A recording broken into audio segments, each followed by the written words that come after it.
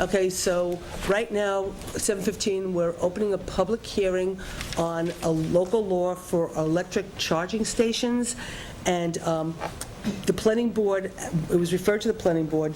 There were a couple of recommendations made by the planning board that had to do with giving a little bit more solar, adding a little bit more solar into it as opposed to just electric charging stations. So George made a couple of amendments, which he'll share with us, and then if the public wants to speak. Okay, so George, would you like to maybe stand up there and use the microphone and take us through it?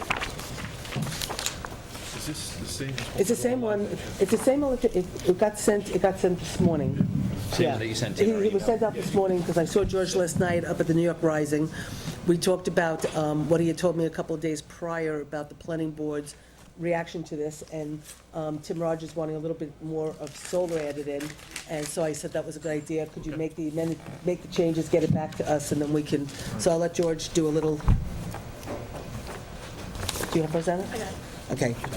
The basic purpose of the law is to add definitions to the town code for electric vehicle recharging stations and to provide for those as the authorized uses, and that's what section 1, 2, 3, and 4 do.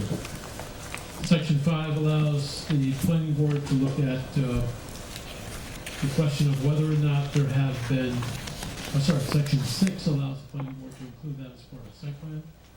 Section 5 allows the planning board to permit this to go under simplified plan review.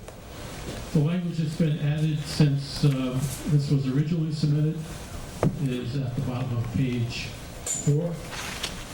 And that provides for the simplified plan review if a photovoltaic or solar hot water system is added to an existing building or is added within a existing parking area or other impervious surface. And the purpose of that is to allow the building inspector to recommend waiver of the full site plan review in most circumstances. That's addressing the planning board's concern that there be some additional incentive that would facilitate photovoltaic or solar hot water. And then under... Were you talking about in commercial or private? The Big difference. Yes, the law provides for residential uses to have electric charging stations if they wish. It doesn't require it. It also provides for a electric charging station to be a default consideration during site plan reviews, but that's for non-residential commercial buildings generally. So in that case, the planning board will expect to see provision made for that, and then if the applicant feels for some reason that it's not necessary, he can address that with the planning board, and the planning board can waive it in appropriate circumstances.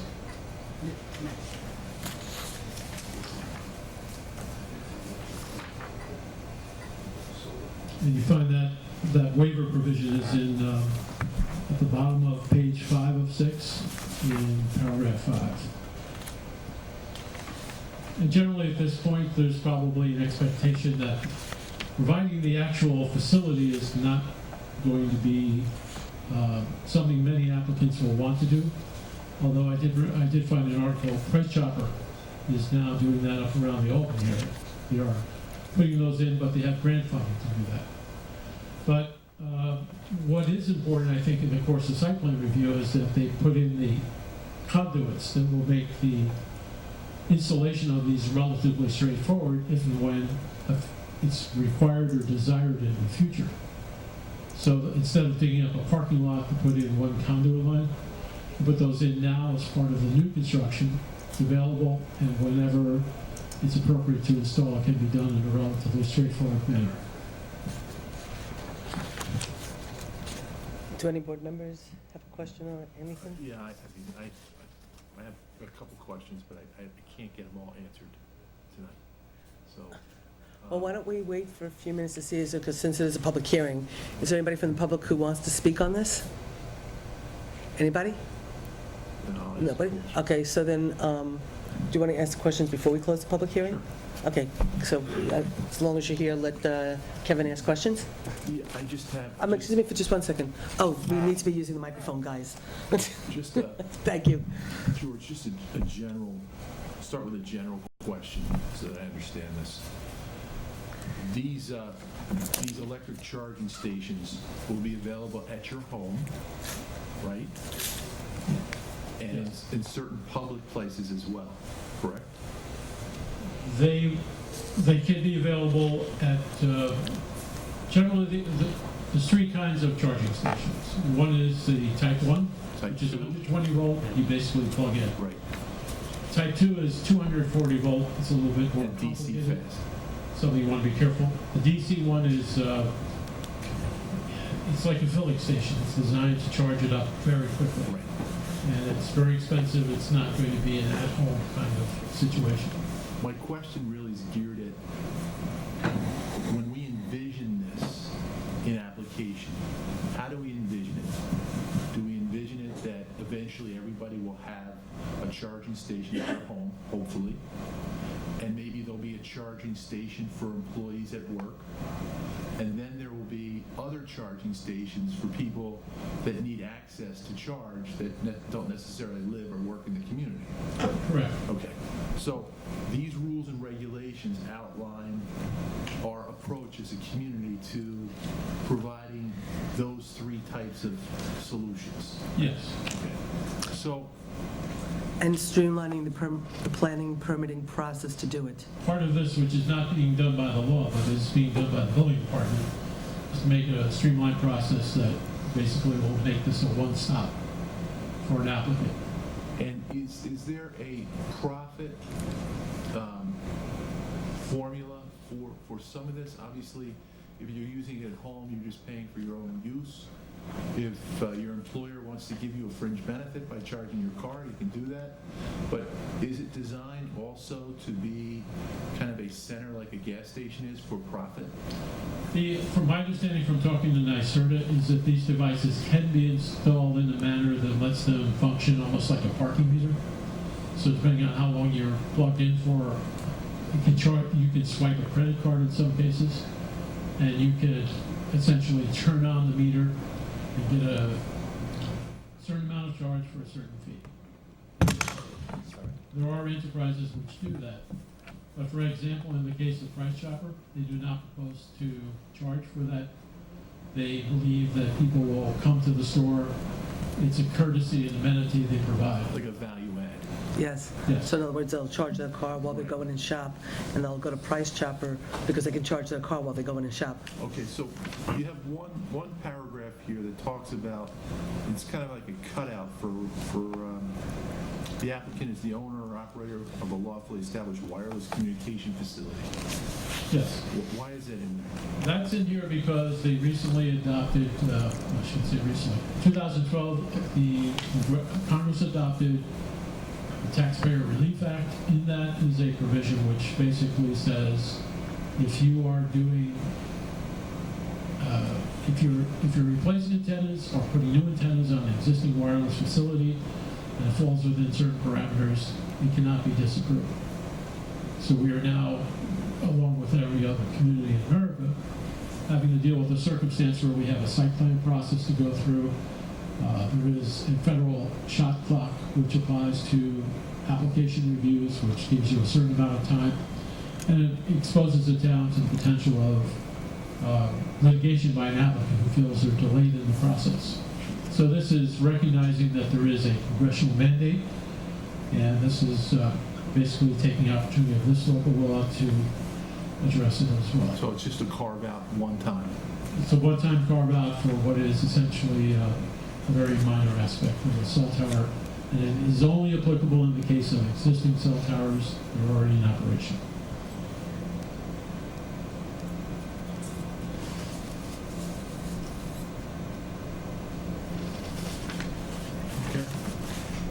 And I guess, George, my questions are, I'm is picking up, I'm just gonna the, I made a couple notes. One is, I was a little confused. Could Kevin and I go and start a Kevin Jeff electrical car charging corporation and then apply to separate landowners to put in charging stations?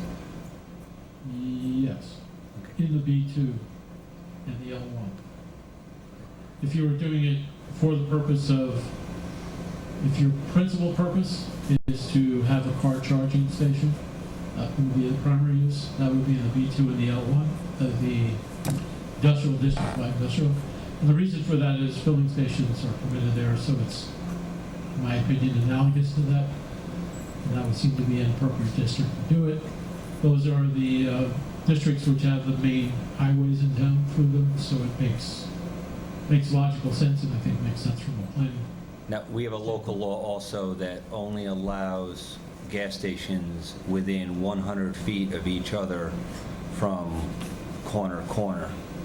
So could we then go in and could I go to Sunoco and put one electric charging, a level 3 electrical charging station on Sunoco's property under this? Or am I going to be considered another a refueling station? That law that you refer to refers to gasoline filling stations. That's just petrol? The specific, yes. So I don't think it would apply in this particular case. Okay. Kevin, you ready to go into business? All right, he's Why there. didn't you ask me, Jeff? You want to go into business, Susan? You ready? I'm sorry, Sue and Jeff, I'm more than... Are there any communities in New York State that have these in place already? That have charging stations in place, yes. If you go on, there's an EPA website which shows locations of charging stations. The closest ones to New Paltz, I believe, are Kingston and Poughkeepsie. In both cases, those are, it turns out, a Nissan facility. And I do know, Kevin, also, I think the city of Syracuse has an awful lot of charging stations all around the city. So That's the leaf manufacturer? Is there a point where you'd have too many charging stations? I don't believe that point is coming anytime in the future. All right, and how about replacement technology in the future? I mean, is there going to be a certain requirement at the planning process where they're going to have to look a certain way and you know, be fitted in the property in a certain way, or how's it going to work? There are, NYSERDA has provided a set of site plan guidelines for installing these, and it covers things such as locating in a place where it's not subject to damage. The general appearance of these are largely dictated. It's like getting a gas pump. They come from the manufacturer, they look a certain way, they function a certain way. In some cases, they can be installed on walls. So if you have a structure and you have a parking space close to a wall that will support it, it can be installed there. And that's covered in the site planning document that was provided from NYSERDA. I did not incorporate that as part of this law, except to the extent of saying that the planning board can adopt guidelines for the installation of these facilities, because it is subject to change. All right. And it's not really fair, because I'm going to ask you about California. I know the big problem in California was they have almost none of them put in. And I was doing articles on California because they're the biggest state to push it. So do we need to offer, to Kevin's point too, incentives to developers of large parcels or areas where they'll have a large number of people to congregate to include these in their site plan and actually install them? Or maybe should we be, it's two questions. One, should they actually be making them themselves and put them in? Or two, should part of their site plan include an area that is reserved for a type 2 or type 3 charging station? The law provides that they should provide for parking areas with 10 or more contiguous spaces. For multiple users. You know, I use 10 contiguous spaces because typically you have two arrays of parking spaces in the smallest. So you would have probably 20 spaces. That's about the size that converts you in from a type 2 use to a unlisted use under seeker, and it seemed like a good breaking point. So if you have 20 spaces on your site, you would be required to provide a station. If you come to the planning board and say, these are the reasons why I believe it's not necessary for me to install the station at this time, the planning board could waive it.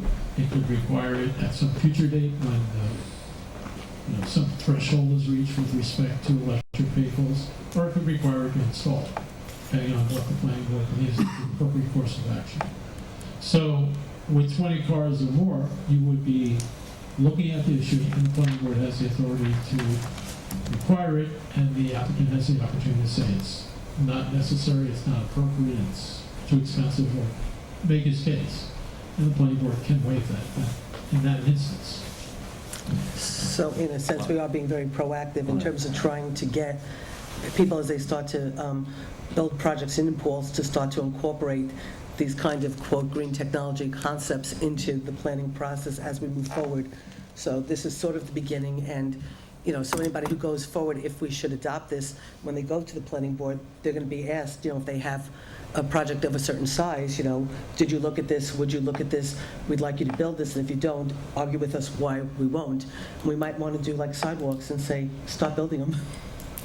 Susan makes the valid point, and I guess either Kevin or you can both comment on, is we've made the error with sidewalks of, we don't really need them, but it turns out, or we've made errors that you build the sidewalks and they will be used.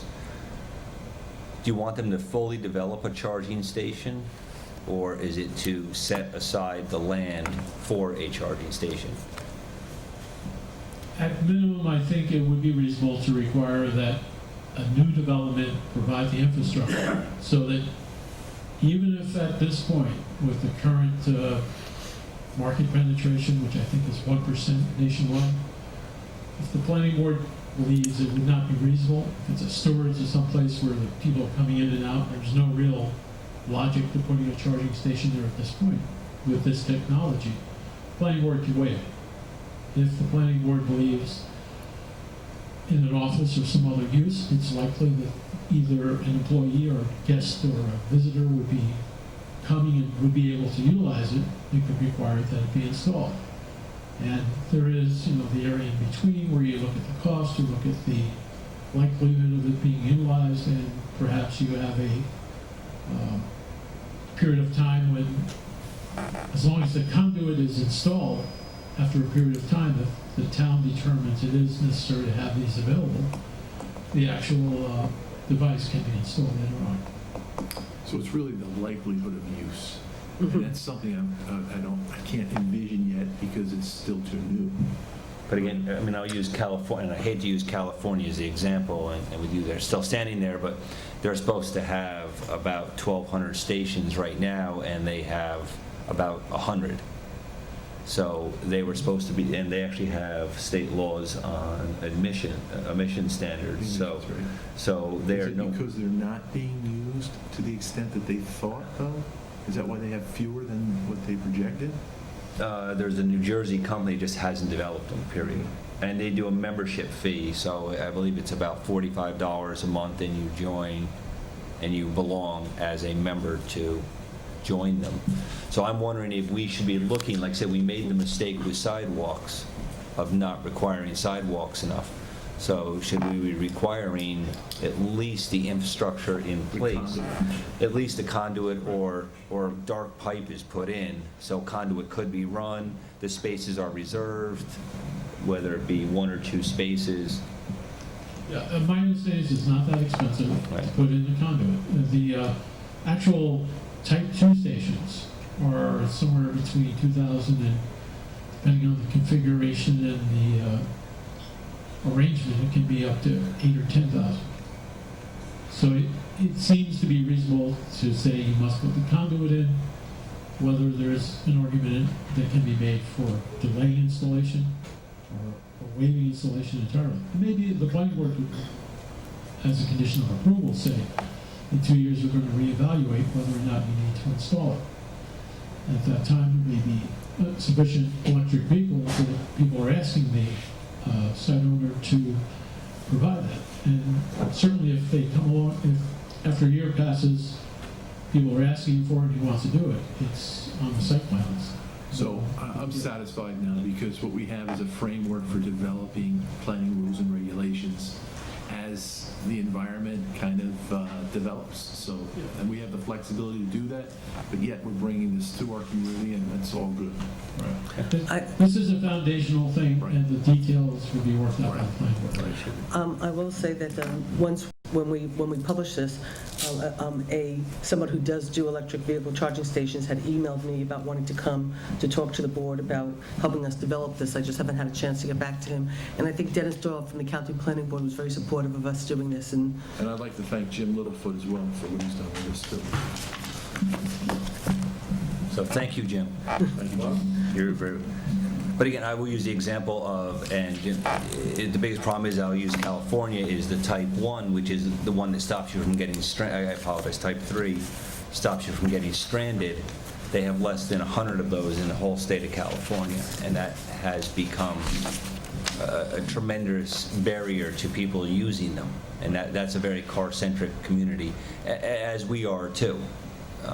I know Tesla is, I believe it's Tesla, a manufacturer is undertaking to install a chain of charging stations that will allow someone to travel from Southern California to Oregon with 1 or 2 recharges.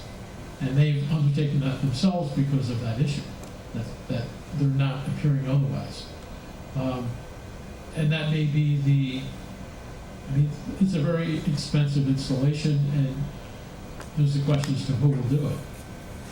You know, it's not something a condominium owner or an office building owner is going to do, because 1% is the total electric vehicle. The things that require that kind of quick and significant recharging facility are even smaller percentage of vehicles. When the market demands it, it will appear, but Right. at this point, I don't think it's likely. Okay, no, George, thank you. thanks, George. So, would you guys, you want to close the public hearing? There's no reason to keep it open at this point, right? Okay, so do I have a motion to close the public hearing? Sure, please. You want us Given to- that this requires county review, I would suggest perhaps keeping the hearing open. Okay. Referring it to the county for comment. I did Talk to get some, informal feedback from Dennis today. Right. It was encouraging, but it should go up for a review. And after we determine if there's anything that needs to be addressed, we can finalize it and submit it to you, and the public hearing can be closed, and you can take action on it. Very good. Okay, so then, can I have a motion to send this to county? So moved? And second? Okay, all in favor? Aye. Okay, motion so carried, and we'll keep the public hearing open. Okay, great. Thanks, George, for that. And I know you're not going anywhere because you're staying for the accessory apartments, right? Yes. Okay, but you can sit down, because we first have to open the meeting, do the pledge, do announcements.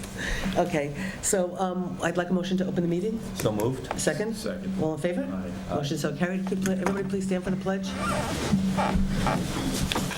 I Pledge allegiance to the flag of the United States of America and to the republic for which it stands, one nation, under God, indivisible, with liberty and justice for all. Great. Thanks. Hi, welcome everybody tonight. Okay, so on the agenda, let me see if Carol added, we needed to add this license sales from the DEC, okay, that I think Rosanna said we need to do it tonight. So we need to add in, and Rosanna will explain it, DEC Environmental Conservation License Sales. And Chris asked us to put in liquidation of some equipment, surplus equipment. So liquidation of surplus equipment. And is there anything else anybody would like to add to the agenda? Okay. I'm going to just add the rescue squad on, since there's so many people here, that if we want to have a conversation at some point, it's on the Here for agenda. Rescue Squad? So I'm going to just add that just in case there's a conversation we might want to have, okay? So with that, do I have a motion to adopt the agenda as amended? So moved. Do I have a second? Second? All in favor? Aye. Okay, motion so carried. Okay, a few announcements before we get started with public input. I will do the first announcement, then I'll let Kevin do another announcement, and then maybe Jeff, you'll want to do the announcement about the turkey trap? Absolutely. Okay. Rosanna was going to do this, but because she just came from the dentist, she's having a little difficulty speaking, so she asked me to talk about this, so I have to read a little bit. We have a dog warden, Jill Schufeld, who's a great dog warden, and she started a not-for-profit that gets adoptions of dogs. And so, through the years, the need for dog adoption continues to grow. There are far more dogs in need these days than in years past, said Schufeld. New Paltz doesn't have many strays, but Warsing does. It was a dream of mine that Warsing build their own shelters. I've run out of space on many occasions and had to scramble to find other private shelters to take these dogs in. She is the dog control officer for 4 towns in Ulster County. She has been the dog control officer for the town of Rochester for 13 years, and the town of New Paltz and Esopus for 10 years, and Warsing for 3. 3 years ago, she started a 501c3 not-profit organization called Have a Heart Animal Welfare Fund with her good friend Merle Bernstein. If anybody knows Merle, she owns Armadillo up in Kingston, and she's amazing when it comes to protecting and helping animals. Have a Heart Animal Welfare Fund, its mission is to provide support to homeless and needy dogs in Ulster County. Saving a life of a dog can be life-saving. Pets help lower blood pressure, help people with anxiety and depression, and contribute to the happiness in the adopter's life. Following all the proper procedures and regulations, adopting and registering a dog are more than well worth it. A dog can bring much love to a family. It brings love and devotion for an animal that you will worship you unconditionally. Who wouldn't want that? It's adopting your new best friend. It's saving a life and giving a once thrown-away pet another chance at love and a happy life it deserves. So the reason I was doing this was she had gotten written up, and you just wanted people to know about it because she's our dog warden and she's wonderful. If anybody wants to adopt a dog. Okay, so if anybody would like to adopt a dog, please get in touch with Jill Schufeld. You can call Town Hall. She is our dog warden. She really does an incredible job for us, and she really helps us with the dogs and really cares. So if anybody's considering adopting a dog, please call Town Hall. We'll get you to Jill, and that would be terrific. And so, Kevin, you wanted to make an announcement? Yes, I was approached in my car in the parking lot of the high school last night by a woman who has been involved with the New Paltz Hurricane cheerleading team. And if you check your New Paltz Times, you'll see, I think it's second to the last page, a picture of a group of girls and boys that recently competed at the Eastern Regional level, placed second, and it qualifies them to advance to the national championship, which will take place in Orlando, Florida, December 11th through 14th. And this is the first time any squad from this area has ever competed at the national level. They're looking for donations. If you're interested, you can contact Angeles Onus, 647-0123, and I wish them luck down there. Okay, and Jeff, you want to talk about the turkey trot? And actually, just to add to Kevin's announcement, actually anyone else that wants to contribute is actually the Bonagora family also is involved in it. For those of you that know them, active in many, many sports.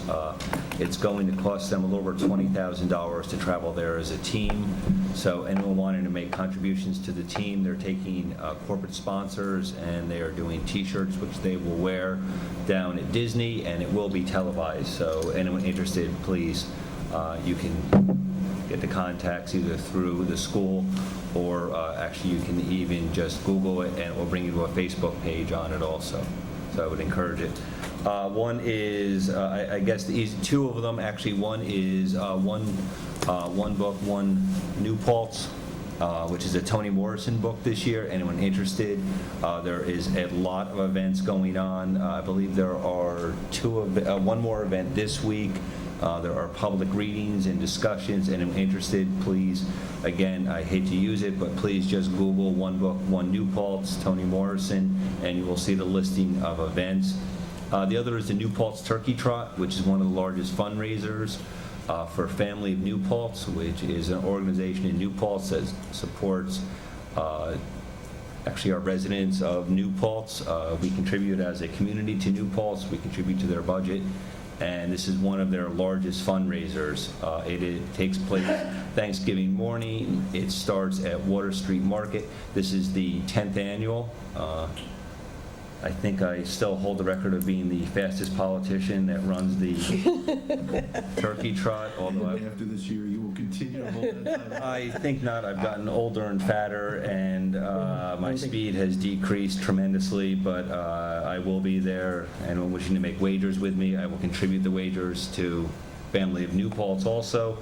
But yeah, please do attend. It's a great way to open your Thanksgiving morning. It's very early. It has over 1,000 attendees. Odds are almost all of you will be there. I know some faces sitting here in front of me will be there in a very large white cube-shaped truck to watch them take off, and along with many community people. It's a great event. It runs out Plains Road, returns on the rail trail, and I encourage all to please, Family of New Paltz, again, this is a huge fundraiser, and the funds are desperately needed.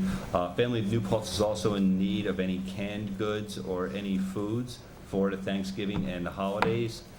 If you'd like to know specific requests, please feel free to contact the Family of New Paltz office, and they'll be more than happy to discuss with you their needs. Great, okay. So with that, we're now up to public comment. Would anybody like to speak? And if they do, I just would ask you to go up and use the microphone so the camera can catch you and the public can hear you.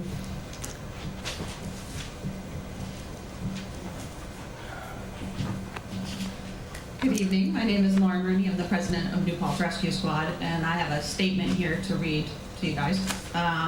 The board of directors and the membership of New Paltz Rescue Squad would like to address statements made by members of the New Paltz Town Board and Village Boards that appeared in an article by Mike Townsend titled Reconsidered in today's November 21st, 2013 issue of New Paltz Times.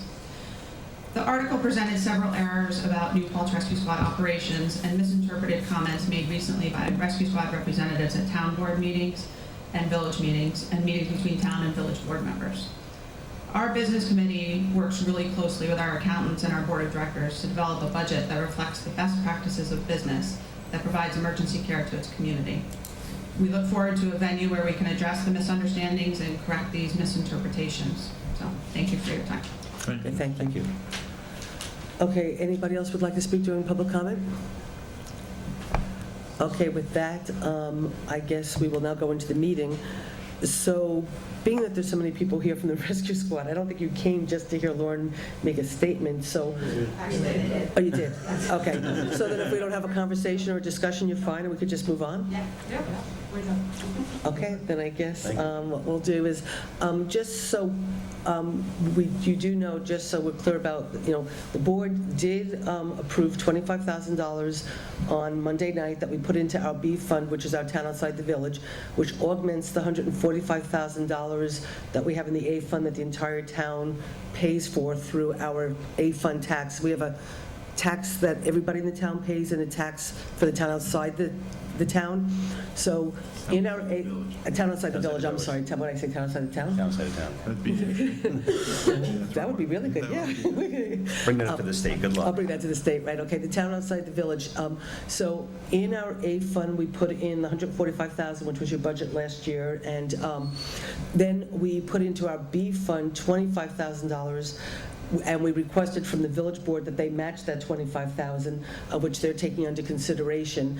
And we do know that there were some, board members who looked at your budget. We're waiting for Jean Galucci, our financial expert, to come back from recovering from an operation. She had an operation on her foot, and I hope, Jean, you're okay and you're feeling well, because I know she's in a lot of pain. But as soon as she's okay, we know that Jeff had come, Councilman Logan has said she was going to come sit down with you guys, go through a lot of your budget, so she could come back and also give a little bit more clarity to the town and to the village, so we could move forward with whatever it is that we need to do to make sure that you guys are operating at the level that you need to. So that is where we are. The money was approved by this town board. We do have the $25,000 in the B fund with the hopes that the village will match it, and we'll hopefully get a little bit more clarity on the budget going forward. Okay? And I think just to extend on that too, is they were going to be considering discussing half of it because their budget runs separate from ours. In town, budget traditionally follows the fiscal calendar, so January 1st, December 31st. The village has several choices. Theirs runs April to the May. So they run a different one, so they would be funding half of it out of their budget this year, and then the following half would be in the following year. just because they kind of piggyback. So if anyone has any concerns, it would be Wednesday, the 27th, would be to discuss with the village board or discuss with village board members. The town board did vote at the joint meeting because we were able to vote there because we had a quorum. So we did vote for the 25,000. It was fully approved by the town board. So we did fund the half of it in, again, the B fund. And just to kind of keep it straight, because I know it gets confusing, is there's an A fund, think of all, that is village and town. B fund being the remainder, which would be us. And that number comes from the historical numbers you guys have always provided us, which is the calls run about 50-50. So that was the logic behind those calls. So again, please get hold of any one of us should you have any questions on it. And we allocated into a specific fund.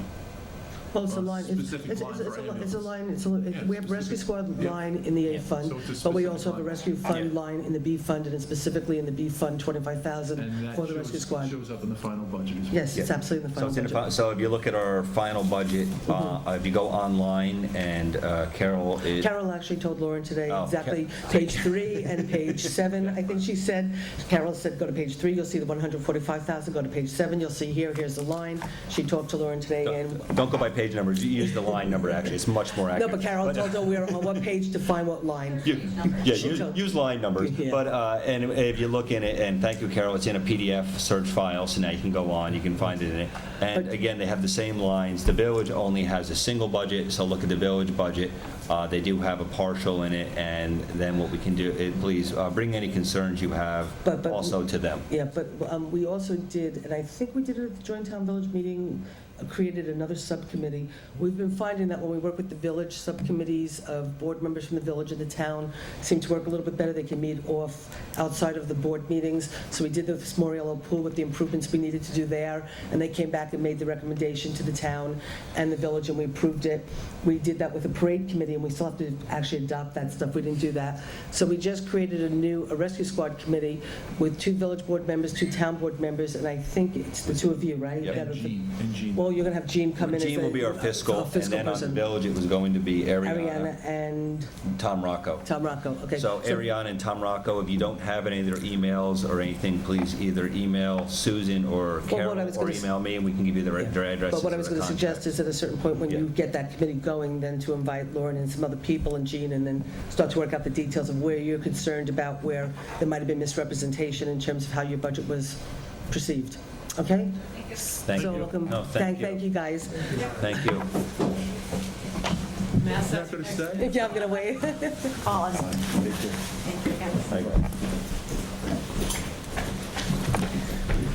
Okay, so what we will do next is, since we have George here, what I think we should do is the accessory apartment, the accessory apartment, which is actually on for discussion, not action, but as you know, we referred it to we had the public hearing, we kept the public hearing open, we referred it to the county planning board. They came back with a response, so George is here also to talk to us about that. George did send an email this afternoon, basically explaining the response. I guess for the public, do you want to maybe go up to the microphone and, Or if you're tired of standing in the microphone, you're welcome to sit Sit down. here, you can sit here, You're too. welcome to sit down and take a mic here if you're tired of standing. well, I just think the camera can get him better. Yeah. I like standing because I sit all day.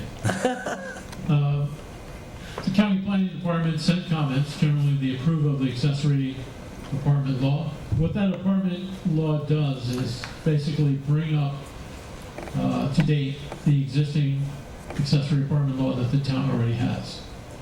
The impediment or the issue, I think, at the heart of amending the law is that when it was drafted, it said, as of the effective date, structures existing as of the effective date of this law are entitled to have an accessory apartment. They make an application, go through the process, and they can do it. After that date, which was 1986, a structure cannot do it. And what seemed like a good idea in 1986 is perhaps not a good idea today. So we adopted we amended it, or proposed to amend it, to make structures that are 7 years old eligible. And the notion behind that is after 7 years, you've started to move from the people who built the house and presumably constructed it in the expectation it was going to be a single-family house to new owners who may be in circumstances that require, the change of time with the rising housing costs and other factors. They may need an accessory apartment or want an accessory apartment. And there doesn't seem to be a basis for distinguishing between a house built in 1986 and one that was built in 1987 at this date. But on the other hand, the purpose of that distinction was that the town did not want to create a circumstance where somebody would basically build it for that purpose. Build a structure in a way that there would be an apartment out back, or there'd be an apartment set aside, and you'd essentially wind up with a lot of two-family homes, which are not currently permitted in town districts. So 7 years seems to be a reasonable point where you get past, somebody who's built the home, built it as a single-family home. If it needs to be adopted at some point, or changed at some point in the future, 7 years seems like a good break-even point. The county had, questioned why we needed to do that, and I think they were coming from the standpoint of it's good to have more housing in the town and village, and this is a way to provide that housing. That is not the intent, as I understand it, and as the building inspector understood it, for the accessory apartment law. So we have recommended that you continue that 7-year period. There was a concern about the cost of renewing permits. It provides that there will be an annual renewal. I'm not sure the county appreciated it, but it's an automatic renewal. The building inspector basically reviews the records when an application is made. If there are no issues with the house itself or with the ownership status, the permit is automatically renewed.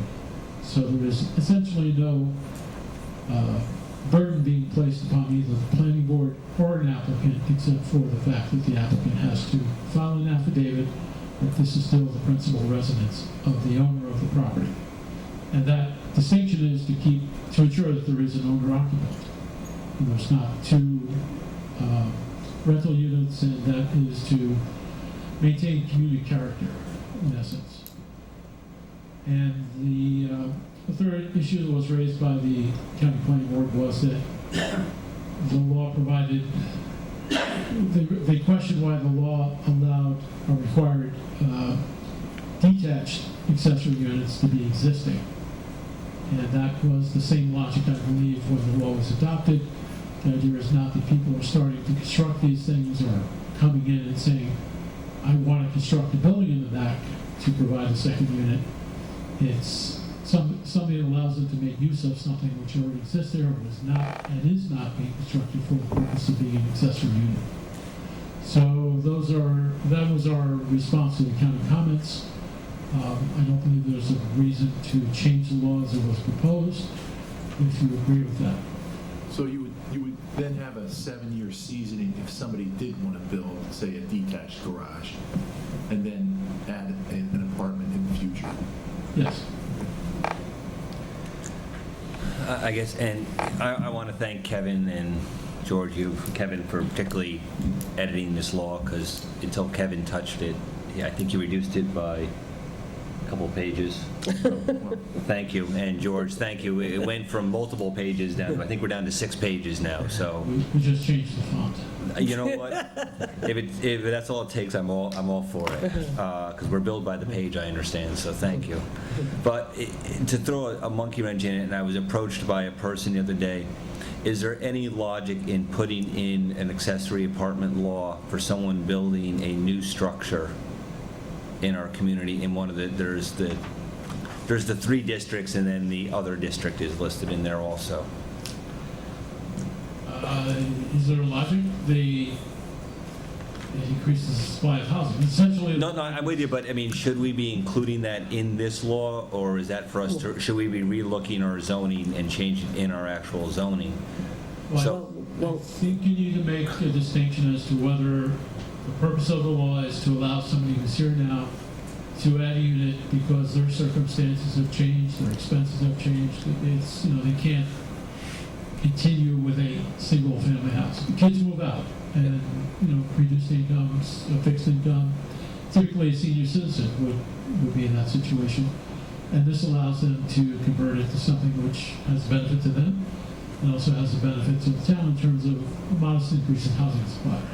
Well, I think I So just that, want yeah, to, so that was the intent, Interesting. and that was the intent, and I will use, and it was someone that has bought a lot in our community, and their intent is very similar. Their parents are getting older, they would like to now take a lot that they've held for many years. They understand the tax consequences of building a 1,800 square foot home. They'd like to include a few hundred square feet to then make an accessory apartment for their parents. You could still do mother-daughters, though. Is that would be based on current zoning, or should this be part of this, or would we just include, I know, I was trying to read our current zoning too. I don't think the code currently contemplates a two-family structure being constructed. It does allow for these conversions, accessory uses, and it defines them and specifically allows them, but it has that cutoff date. So I think Jeff is saying that if you want to do this brand new, you'd have to utilize the existing zoning laws and building laws that are in place for these kinds of structures, mother-daughters or whatever. But if you were coming into the community and you wanted that kind of a product, you'd obviously have to buy one that already has a permit. Yes. You can buy a home, convert it with an accessory apartment as long as it's with this law. Let me ask you a but they also, No, but they no, have to but- live there no, though. but no, But they have to Kevin's- live there because it has to be owner But no, occupied, Kevin's right? going down where I think I'm going also. What happens if you have somebody that has been there for 7 years, okay? And they sell to somebody that's say in the 8th year, they sell to somebody that wants to convert, then they can convert. Yes. The new people don't have to be there for 7 years. The structure The itself structure has to be in there. place for 7 So years. that the structure isn't designed and intended for that purpose, which I believe is the original intent of the town. And that means, the county had made a point that if you allow these things to be constructed that way, they'll be constructed and designed for that purpose, which has some advantage, I suppose, in terms of layout. But that's not what the town, I believe, wanted to do in 1986. So this favors existing housing stock in a way. Well, This and what's I something again, guess- Kevin? No, but I guess Kind I'll of ask. favors existing housing stock for this kind of. Which is not necessarily a bad No, thing. that's what I'm saying. Yeah, no, it's not bad. But I guess I'm asking both of you this question, which is, the intent was to maintain people in their current housing inventory because of reduced expenses based on the increase in taxes, which is inevitable. But is there unintended consequences coming from this that we're now going to be creating? And please do not take this in the wrong way. I don't want to say excess inventory, but is it going to create inventory of housing? Because that is not our intent But in again- this law. But again, it's owner occupied, right? So the person has to be living in the house. So it's, Create inventory. Tell me, what do you think? well, you're creating more rooms, more. Well, I'm but thinking still, but if it's is- onna occupy, As I will just use the example as I drive down south of Hyattville, there are multiple homes built prior to 87. I was going to say 97, 87 that are for sale currently that do not appear to have, and again, I'm doing it just by curb appeal, that do not appear to have accessory apartments. They would be qualified.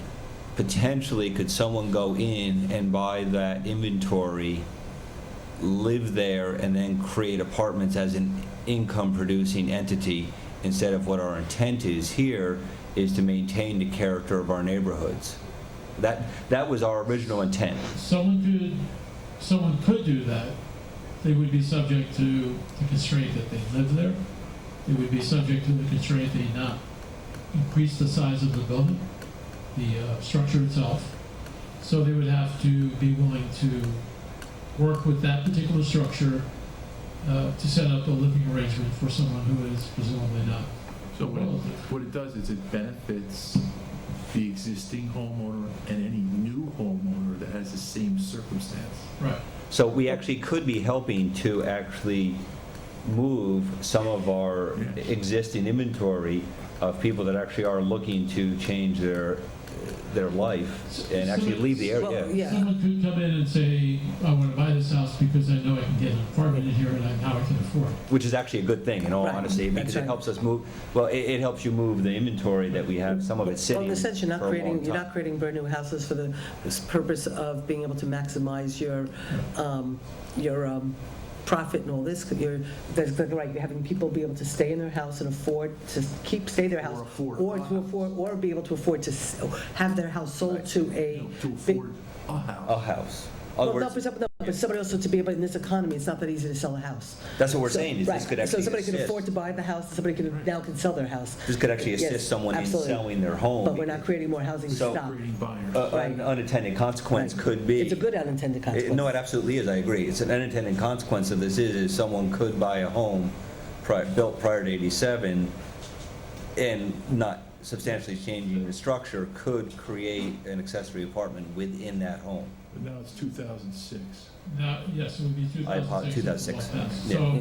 you would have this stock between 1986 and 2006 that would be available.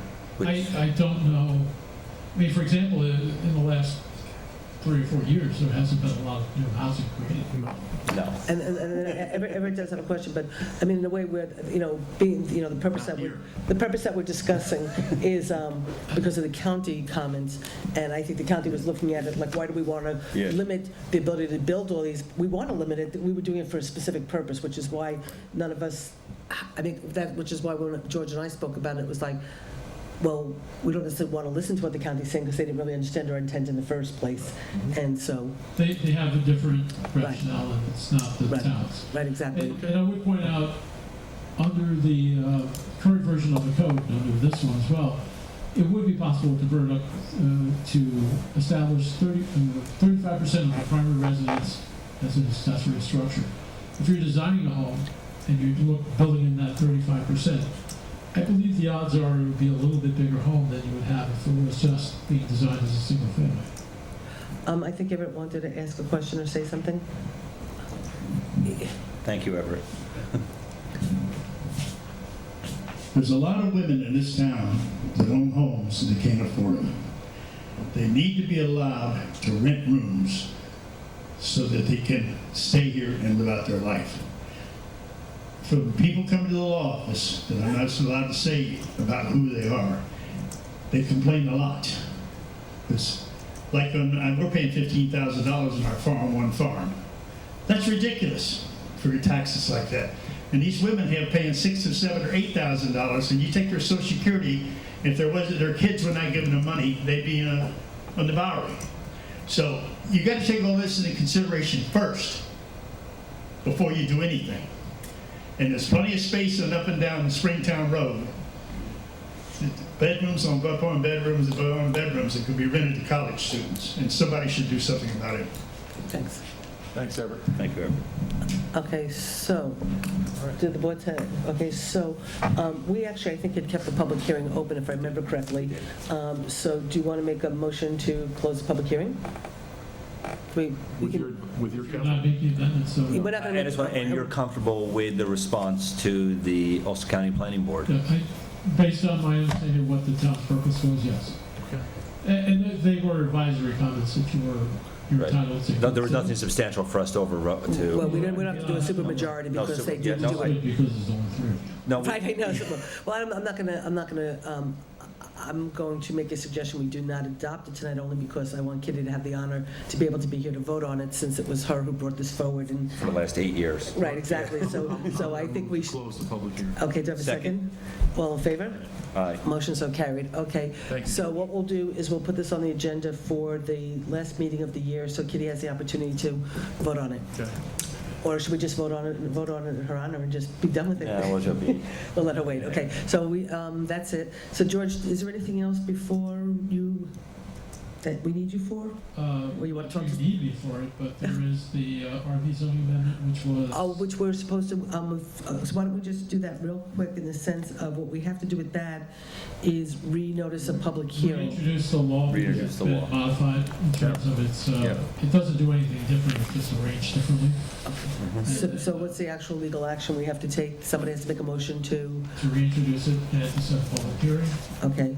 So would somebody like to make a motion to reintroduce the RV municipal water supply? So moved. Second. Okay, so we're reintroducing it. All in favor? Aye. Okay, motion so carried. And now, do you want to set, when's our next meeting? December, I don't know, I keep thinking it's 18th, but December 26th, no, December 19th. December 19th. Okay, so would somebody like to make a motion to set the public hearing for December 19th? So moved. Second. Okay, do you guys want to make it for 7:15? Fine. Fine. Okay, all in favor? Aye. Aye. Motion so carried. And anyone interested in seeing this, it is listed on our town website. Go to the Town of New Paltz website, meetings, and you will find a reintroduction local law providing continued public hearing for amendment to Chapter 140 zoning law definitions. So And so It that's- is available online. Yeah, we're doing pretty good, aren't we, We're with doing with excellent. posting Oh, my things on, goodness. we have a website, we're posting stuff. So is there, we're okay, with that's all we had to do? He's asking if you're going home. Did you have one more? I Paul? will. I didn't know if So, you had okay, anything else, so we're okay, we're done. Were you waiting for that? Was that, are you just coming to visit us and, School. Paul. Thank you. oh, you had to do your hour, oh, you had to do your hour of public, well, it's nice to see you though. Thank you. By the page, I'm gonna. Okay, good, yes, No, Brendan, good night. okay. What? I'm gonna start watching. Okay, Do you have anything else important that she could take to school? She can go. she was Everett, is she Everett's granddaughter? Granddaughter? Might be. Everett, is that your granddaughter? Can she tell? Yes, yes, yes. Oh, you went the first time around when I... Well, it's nice to see you again, Thank you. sweetheart. No questions, Paula? No questions? Okay. Okay, good Everyone will night. bring you up to speed. you gotta do something about all those Okay, people who can't afford those goddamn houses. yeah, See, from the office, they come and complain to me. yeah. This will help. This will help. It's gonna help a lot. It's gonna help. We're gonna get Because it some. creates a separate unit, and that unit can be populated by a family, separate. Yeah. But like Campbell's old farm, the woman lives there and there's like 8 rooms. All right? And the $1 Million Farm, she lives in 2 rooms, there's like 10 rooms there. Well, then she could build an accessory apartment. They're already 8 rooms, but they, over the years ago, people lived in them. Okay. Right. Bye, Thank you. Everett. Take your granddaughter home. Thank you. Good luck in school tomorrow. Enjoy your Okay, week off. so let's move on, guys, because maybe we can get out of here real soon. Okay, is Laura around at all? You know, if we call Laura or text Laura, she'll come down. She's up back, I believe. Oh, well, you know, what, why don't we do a few other things? What is Is she she doing? up She at the back? Mohawk? Is she at the Mohawk? What do you have? Come She's in on. the building. Oh, What's okay. hers now? Well, why don't we do, why don't we I didn't know if she do? was up back, though. I think she's up in the community center at the meeting up Oh, there. you know what, is She's George? in the back. George? Did George leave? Did somebody get George? She's in the kitchen. Come back down for a second. I'm sorry, not so fast. While you're here, why don't we quickly go to the Park Point public hearing? And one of the things that George and I were talking about when we were talking about Park Point was, I was saying to George that one of my biggest concerns is the fact that we've still yet to come to an agreement with what their assessed taxable value is. So we know that our assessor came up with what she thought a quick and dirty assessed value was. Wilma Wright does not agree with it. And basically, as we sit here trying to talk about a pilot and try to understand what we will get or might not get, or what we, you know, what we're talking about, until we come up with an assessed value that everybody agrees on, or we agree to disagree on, we don't even know what we're talking about when we talk about a pilot in terms of where we're going from here. So George and I had talked about the fact that the public hearing, one of the things that we as a board could ask the planning board, how did you phrase exactly what it was that we should be asking the planning board to do? And, you know, real quickly, and I apologize, and I understand your phrase of quick and dirty, but. But it wasn't quick and dirty, but I mean, Yeah, she was. there was before she went on- absolutely done with, you know, and I appreciate what you're saying, because she was under the gun, To because go we to, she had didn't. to go to court. She had to go to court very quickly with it, with little notice, but she did use a lot of likes. Kevin might be more familiar with what she used, but she did use, she used a lot of comparables. She used did a lot of research in a very, very short term, you know, in a short period of time, unfortunately. Yeah, I think she because was it leaving, she had to go to be, she had to be on jury duty. Yes, so she was called, she was notified very late and had very little time, so she put together what she could as quick as possible.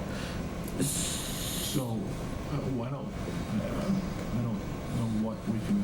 Well, George, there was a thing that George had said that we should be asking at the public Well- comment, to ask the planning board to put into the FEIS. There was a phrase that you said that we should be asking in terms of this, you know, getting a handle on the taxable value. Well, basically what I think I was talking about is if there is information, if there is a updated fiscal study, which has been a review of the fiscal impact analysis that is now part of the FEIS. And if it's the board's desire that that be updated to include an updated assessed value from the assessor, that could be incorporated and addressed as part of a finding statement. And it is also something which this board could direct to the IDA at such point as they're considering the IDA, the application from Park Point, in terms of what the values are and your, See, this is very valuable information, George, and it's something that we should definitely take very seriously and schedule a meeting on this. I would say for Monday with you and me and whoever else wants to participate, with our assessor and the information you just referred to, because I want to have a bigger discussion on this. And I think I just want to, I would like us to be prepared Right. Monday, though, to make comments Monday night. We'd have to do it early. Monday's So the if you public could hearing. do it early, Monday is I doubt they're going to close it, but I would Right. like us to have, they're not, it's absolutely. actually been noticed for December 9th as well. Right, So- but I would like us to be able to make comments early and often, and I think Kevin is there also, and I believe Susan is also there. The- We need to sit down with you and discuss in a little bit more detail our outline for Monday. And so are you available Monday morning? And actually, before you enter, are you allowed for us to sit with us and speak on our concerns to that, or could that possibly lead to interference later on in this process? I don't. I think I to just wanna give make you sure. information regarding the process is. Okay, so that's fine. Okay, good. I don't think you have any, I just want to make sure there's no conflict here. Okay, good. no. Okay. Okay, so, Because what basically we want is, we want your knowledge of the whole planning process and how it's going to fit into what we need to do on Monday night. Right. All right? no. Okay, because, and one of the things that George and I also talked about the other day was also simultaneously, you know, where the town board is trying to be very clear with the IDA, the school board has not really weighed in, and of course, you've got, it's the school district, the town, and the county that are the taxing jurisdictions, and so anything vis-à-vis the pilot is relative to these three taxing jurisdictions, and quite frankly, the school district gets a bigger share of the pie, but yet they have not been a part of the conversation at all. Well, for example, in our community, I believe the school district, our tax rate's $31 per thousand. The school district gets 19 and change of that. 57%. 57% of the, so as we sit here talking about where we're going to go and how we're going to handle this pilot, the elephant in the room is the school district, and they're not at the table. Well, there'll be other people from the public there to maybe speak for the school district. But ultimately, at the end of the day, it's the school district, the town, and the county that will be directing the, now, I mean, again, now Jeff has been very, very clear about the fact that in Highland, the school district, right? Yes. It's very, very clear that, thank you, but no thank you, we do not want a pilot. So, for example, there were certain projects in Highland, the school district gets the full taxing value, while the town does not, because they were willing to engage in a pilot. Which was not an unreasonable pilot, too. I mean, they were, it's the traditional pilot, the 5% over 10 years, so you start at 50. There is under the real, I think it's under the real property tax law, there is an abatement which you're entitled to apply for if you do new construction. And the taxing jurisdiction determines if they're going to offer that abatement, Is that the 485B? 485B. And that's the one which you control, and you determine whether or not that's available to a property owner and the schedule for abatement. The pilot that's offered by the IDA does not work that way. That's a statutorily provided tool which the IDA has available to it. However, the IDA does consider how that affects taxing jurisdictions, it's required to, and it considers how, it can consider different alternatives for how that can be structured. So in the example, talking with the former IDA chairman, he basically indicated that if there was agreement among the taxing jurisdictions on an allocation that they feel is adequate and fair to each entity, that can be accomplished. What does it take to have an agreement? It Takes everybody agreeing. It Takes everybody- dialogue. You don't need a lawyer. There is no agreement. Can I actually ask? There is no dialogue. If the town of New Paltz, the village of New... Well, no, it's the I town, the school apologize, it's district, and the town. county. There's no land in, Right. there's no land in it. So Right. if the town, the county, and the school district sit down and say the 485 is what we are, lack of a better term, offering or approving, No, but the 485 is not relative to this project, well, right? that's what I'm Not wondering. relative to the IDA.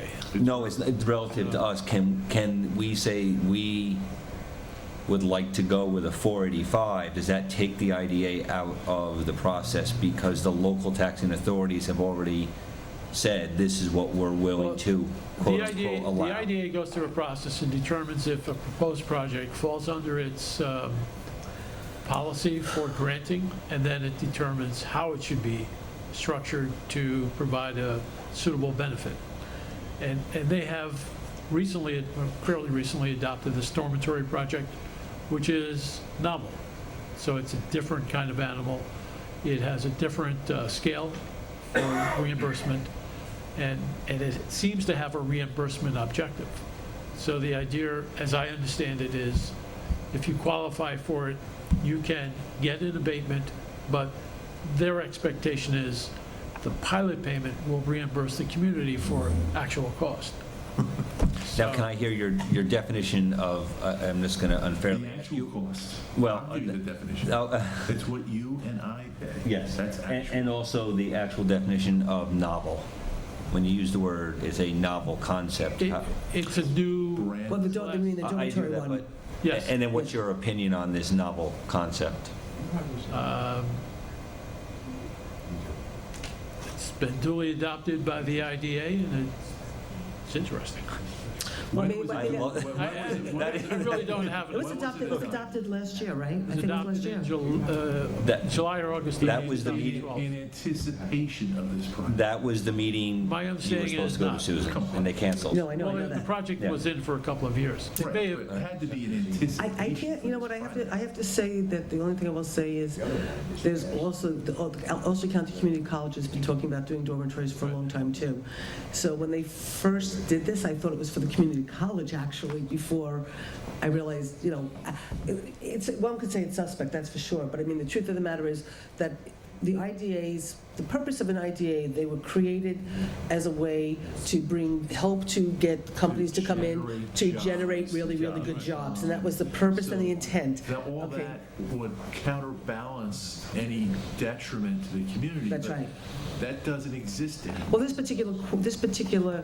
particular category is suspect in the sense that how does it qualify for an IDA because it's not a job-creating sector. The project itself puts an extreme burden, above average burden on services.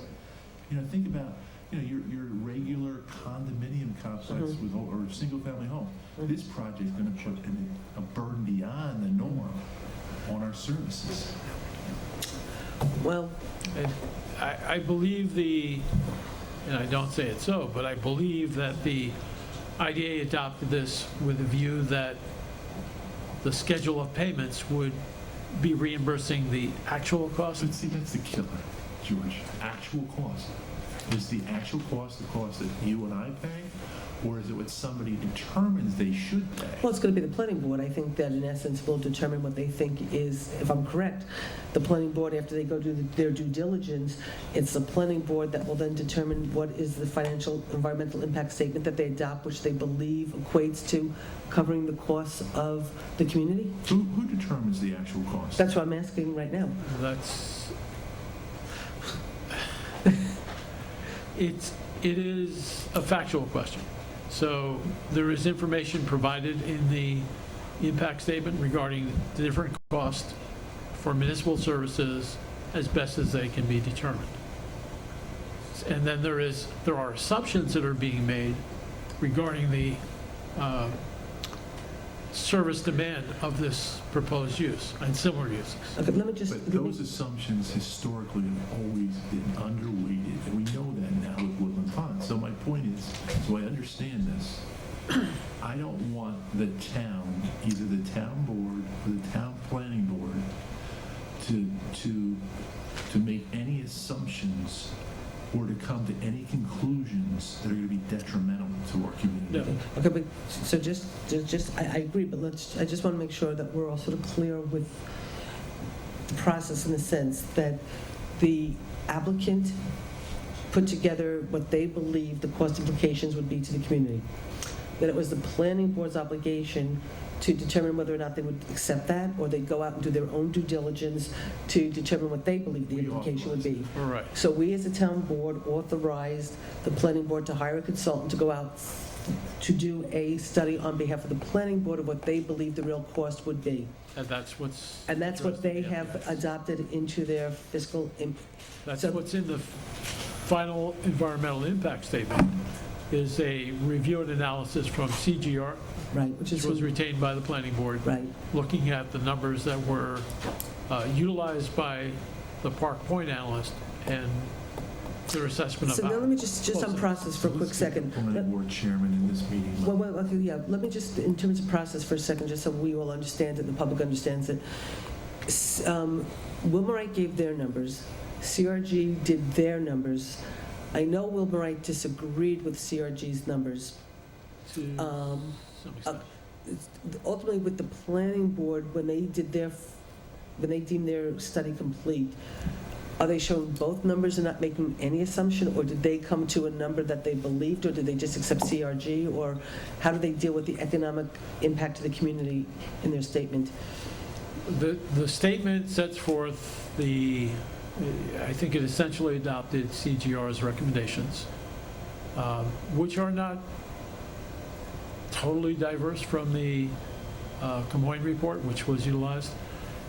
The one thing that we've tried to make clear is that these are based on assumptions, and we try to state those assumptions so that if they are wrong or different or change over time, if suddenly you have a fully paid, no longer volunteer fire department and there's charges that increase because of that, that you can go back and relate to that.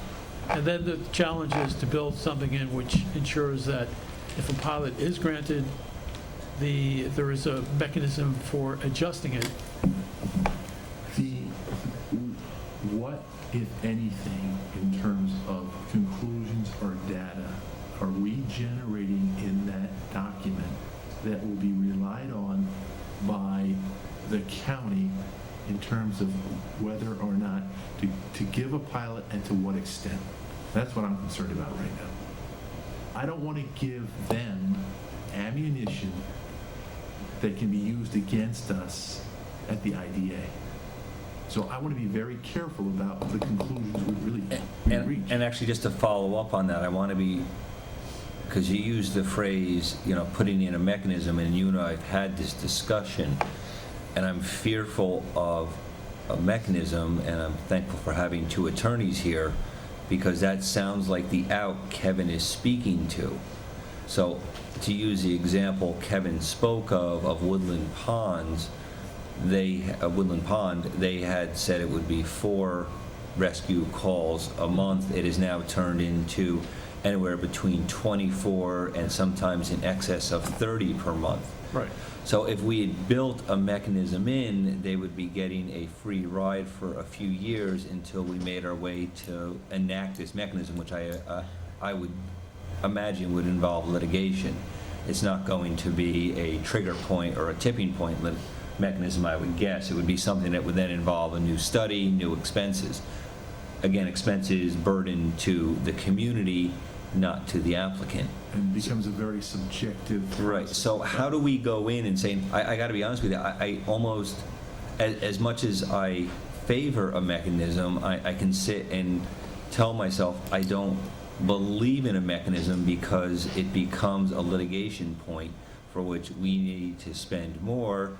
And with Susan sitting next to me, we've actually budgeted less in our legal line this year because we do not want to be spending more. So with 2 attorneys sitting here, how do we go and present what the facts are that we believe without having to create a trigger point mechanism that reopens it at the expense of our taxpayers? I believe what can be done in the context of, if the IDA determines it will issue a pilot, goes through that process and says, yes, this meets our criteria, this is something we should do. The next challenge is to craft a IDA agreement which reflects those realities, that this is 25 years, there's a complex environment in which this happens. There's, changes in police costs, fire department costs, and all the other service costs that we have. There may be changes in the service levels depending upon the nature of the occupancy. So the point becomes to structure the pilot in a way that it says, these are the conditions we believe exist, this is what the payment will be. If these conditions change, this is the consequence. I want to throw that all in the garbage, okay? Because what Jeff is saying is a mechanism really is designed to favor one party over another. Okay, what mechanisms do we have in place right now for all the other taxpayers? Foreclosure. That's the only mechanism. So either you pay or you don't play. So my point is, mechanisms are designed to give somebody a break until the community wakes up 5 years down the road and realizes, oh, these assumptions are all wrong, and we've been hurt for the last 5 years. Why don't we just have our documents say, this is the total budget, this is the total assessed value, this is the cost to live here. Can we just keep it like that? Because do you see where, and I think Kevin's coming from the same spot, which is, I'm fearful of mechanisms just from spending years sitting with planning boards, ZBA, sitting on this board. It just seems to become a point of, I will use both the phrase contention and litigation, and I will use Susan also with her years up in the county. I'm sure she watched more things go to litigation and drag through. Let's use the prison. How many years did that sit and get dragged through litigation on fine points of mechanisms in the contract? And yet, who lost? The county taxpayers lost. Right. We lost. Did we recoup some of the funds? It almost became a point if we were throwing The good jail, money after right? bit. The Yeah, the jail. jail. That's what did I refer to it as? Yeah, the prison, prison, jail. I apologize. Marble floors. The marble floor, yeah. So I don't want us to be sitting here or some other, another elected body to be sitting here in 5 years saying, what the heck were they thinking back in 2013 putting this in? Because now we're sitting here paying an attorney $2.25 an hour to go to court, and it's going to take us 2 years through court To get what we should have had. to get what begin we with. should have had, and we're not going to get the back money, and we're not, because that never happens. To Kevin's point is throwing it in the garbage. I believe it probably sounds better in Latin, but can we take what we have here and say, no, here is what we believe the actual costs are in the economic reality we're in now, and going forward. We Do don't any even of have to us- say believe, we know what they are. Do We any of us the have a budget. crystal ball? You're right. Do we know, are we going to go to a paid fire department? You're right, I can't answer that. But certainly, we can put in very simple ones. Should the character of the rentals change? Throw all the students out, we're going to move in families. That absolutely would be something I think we could all live with as a board, as a tipping point. But certainly, as long as it stays student housing, I believe as a board, as a planning board, and as a town board, and as our attorneys, we're smart enough, and we've now collected enough data to say, here's the expense, period. And here's our increase. We know what our health care costs are. We know what our retirement costs are. We know what our salary costs are. You're going to pay them. You're going to pay them. We know what our costs are. Well- Why do we have the burden? And I'm sorry to put this on you right now. I know we're making you sit here and think. I apologize. Why do we have the burden of trying to prove what our costs are when we already know what they are? We're not, we don't. I mean, that study was done, the study was done, the town board authorized the planning board to hire a consultant to come in and tell them what the costs are. The costs are now in this document. Now it's for this document to be assessed and, But that's just some of the costs. When you are a member of the community, there are Okay, costs because but- you're paying for this room, for the lights, the bookkeeper. And so the study they have just deals with a certain sector of costs. I understand that, but simultaneously, it's a town board, that's the one that is in the conversation for the pilot, okay? So, they did their work that they're statutorily required to do, they're giving us the documentation that they're statutorily required to do. When the time comes for the conversation for will or will there not be a pilot and what is being requested, it's now in the town board's hands. So if there's other things that you want to add into that cost factor, that is in our purview to do. Right. And that's outside of the scope of the FEIS because we're the ones at the table, right? In that particular, that's an important distinction. When you go to the IDA to make your case, you're operating under the GML and the provision there regarding, first the question, should there be a pilot? And then secondly, how much should it be and what should it cover? And should it be different than the standard? So they have a standard policy for dormitories. It provides for what they believe is a fair cost reimbursement, which is, in their opinion, neutral. And if you believe differently, that's your opportunity to explain why and have them adjusted and have that pilot adjusted for that purpose, assuming it's issued. That's your first question, is from the town standpoint, What should can a we do pilot, to stop the process completely? which process? The IDA process? The process, the planning board process, and the final. You can't stop the planning board process. Well, what The can we idea, do? you're talking about the IDA independently. What I don't like is this. I don't like the fact that we're being driven down this one road, and the road is, they're obviously a dormitory project that fits within the IDA guidelines, so they'll meet the first threshold. Well, they meet the definition. Great, so they'll meet the Just first judges- threshold. So it's very easy for them to meet the first threshold, which is a finding that they are a dormitory project that is eligible for a pilot. That eligibility question is determined by the IDA. You can apply. But realistically, that's Well, out of our Well, control. a typical IDA project is intended to produce jobs, Right. and there's criteria. And if you meet, and they have a scoring system on their website Mm-hmm. that you can apply and figure out if you qualify. And I apologize, and just to interrupt for clarification, and just because I have it up, their scoring is question 1, how many jobs will you retain? We can answer that. How many jobs will you retain? At least 80% of the full-time equivalent receiving the following hourly wage. So what are you paying? During the construction phase, drop. I do agree, during the construction phase, there will be jobs created because you're making 13 buildings to house 750 kids. That one, we can give them points, but that's one of them. How many of these community investment benchmarks, all 3 benchmarks, are involving jobs or retraining your community for jobs? So the whole IDA mandate is all based on jobs beyond the construction phase.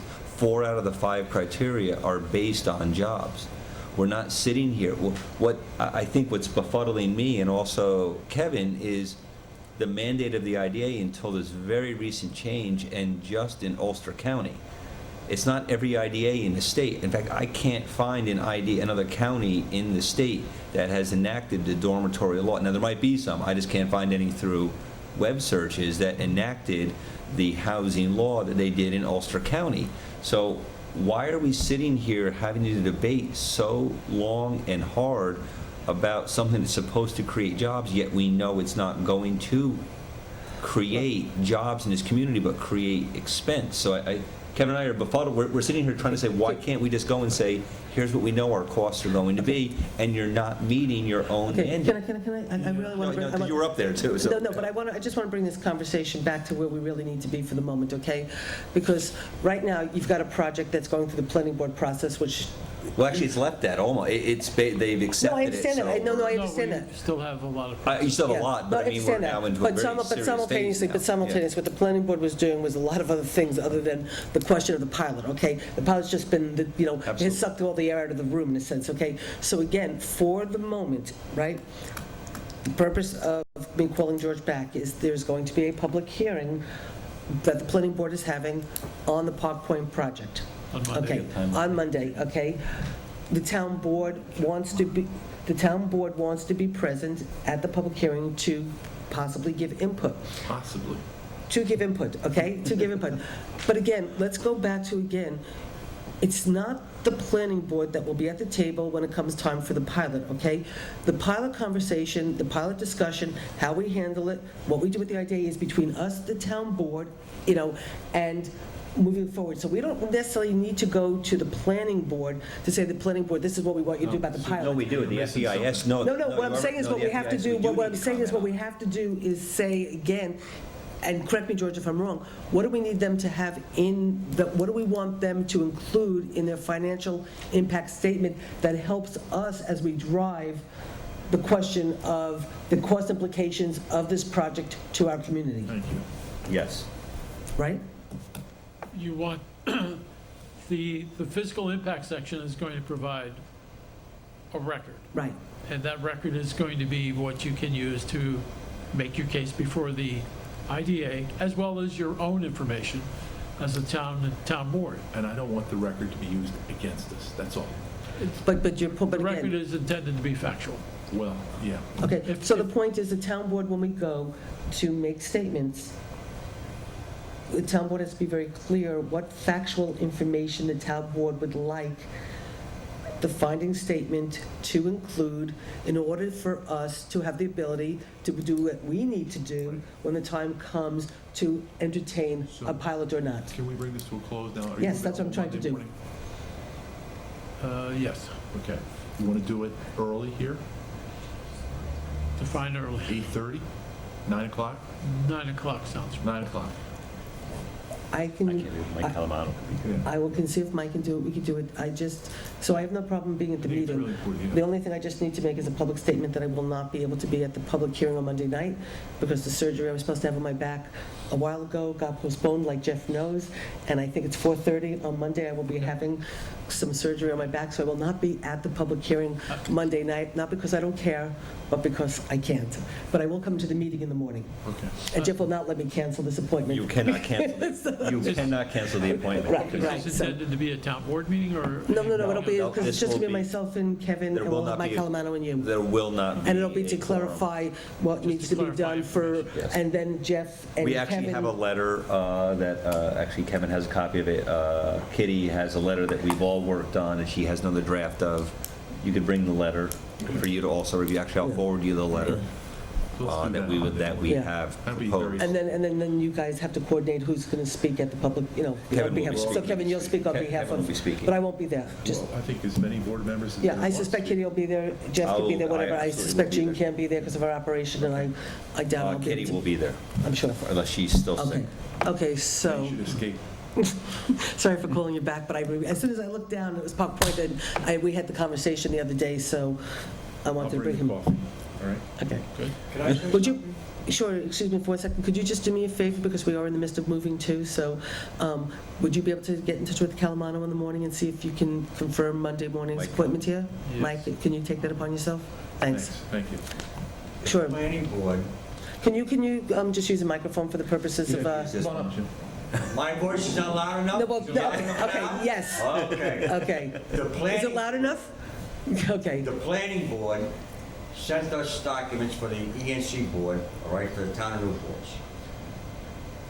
2 members during public hearing, 2 members, Norman and John, came to a public hearing to the planning board and they were not allowed to speak. The planning board refused them to speak at that public hearing. It wasn't, That is a fact. What was the reason for that, Jim?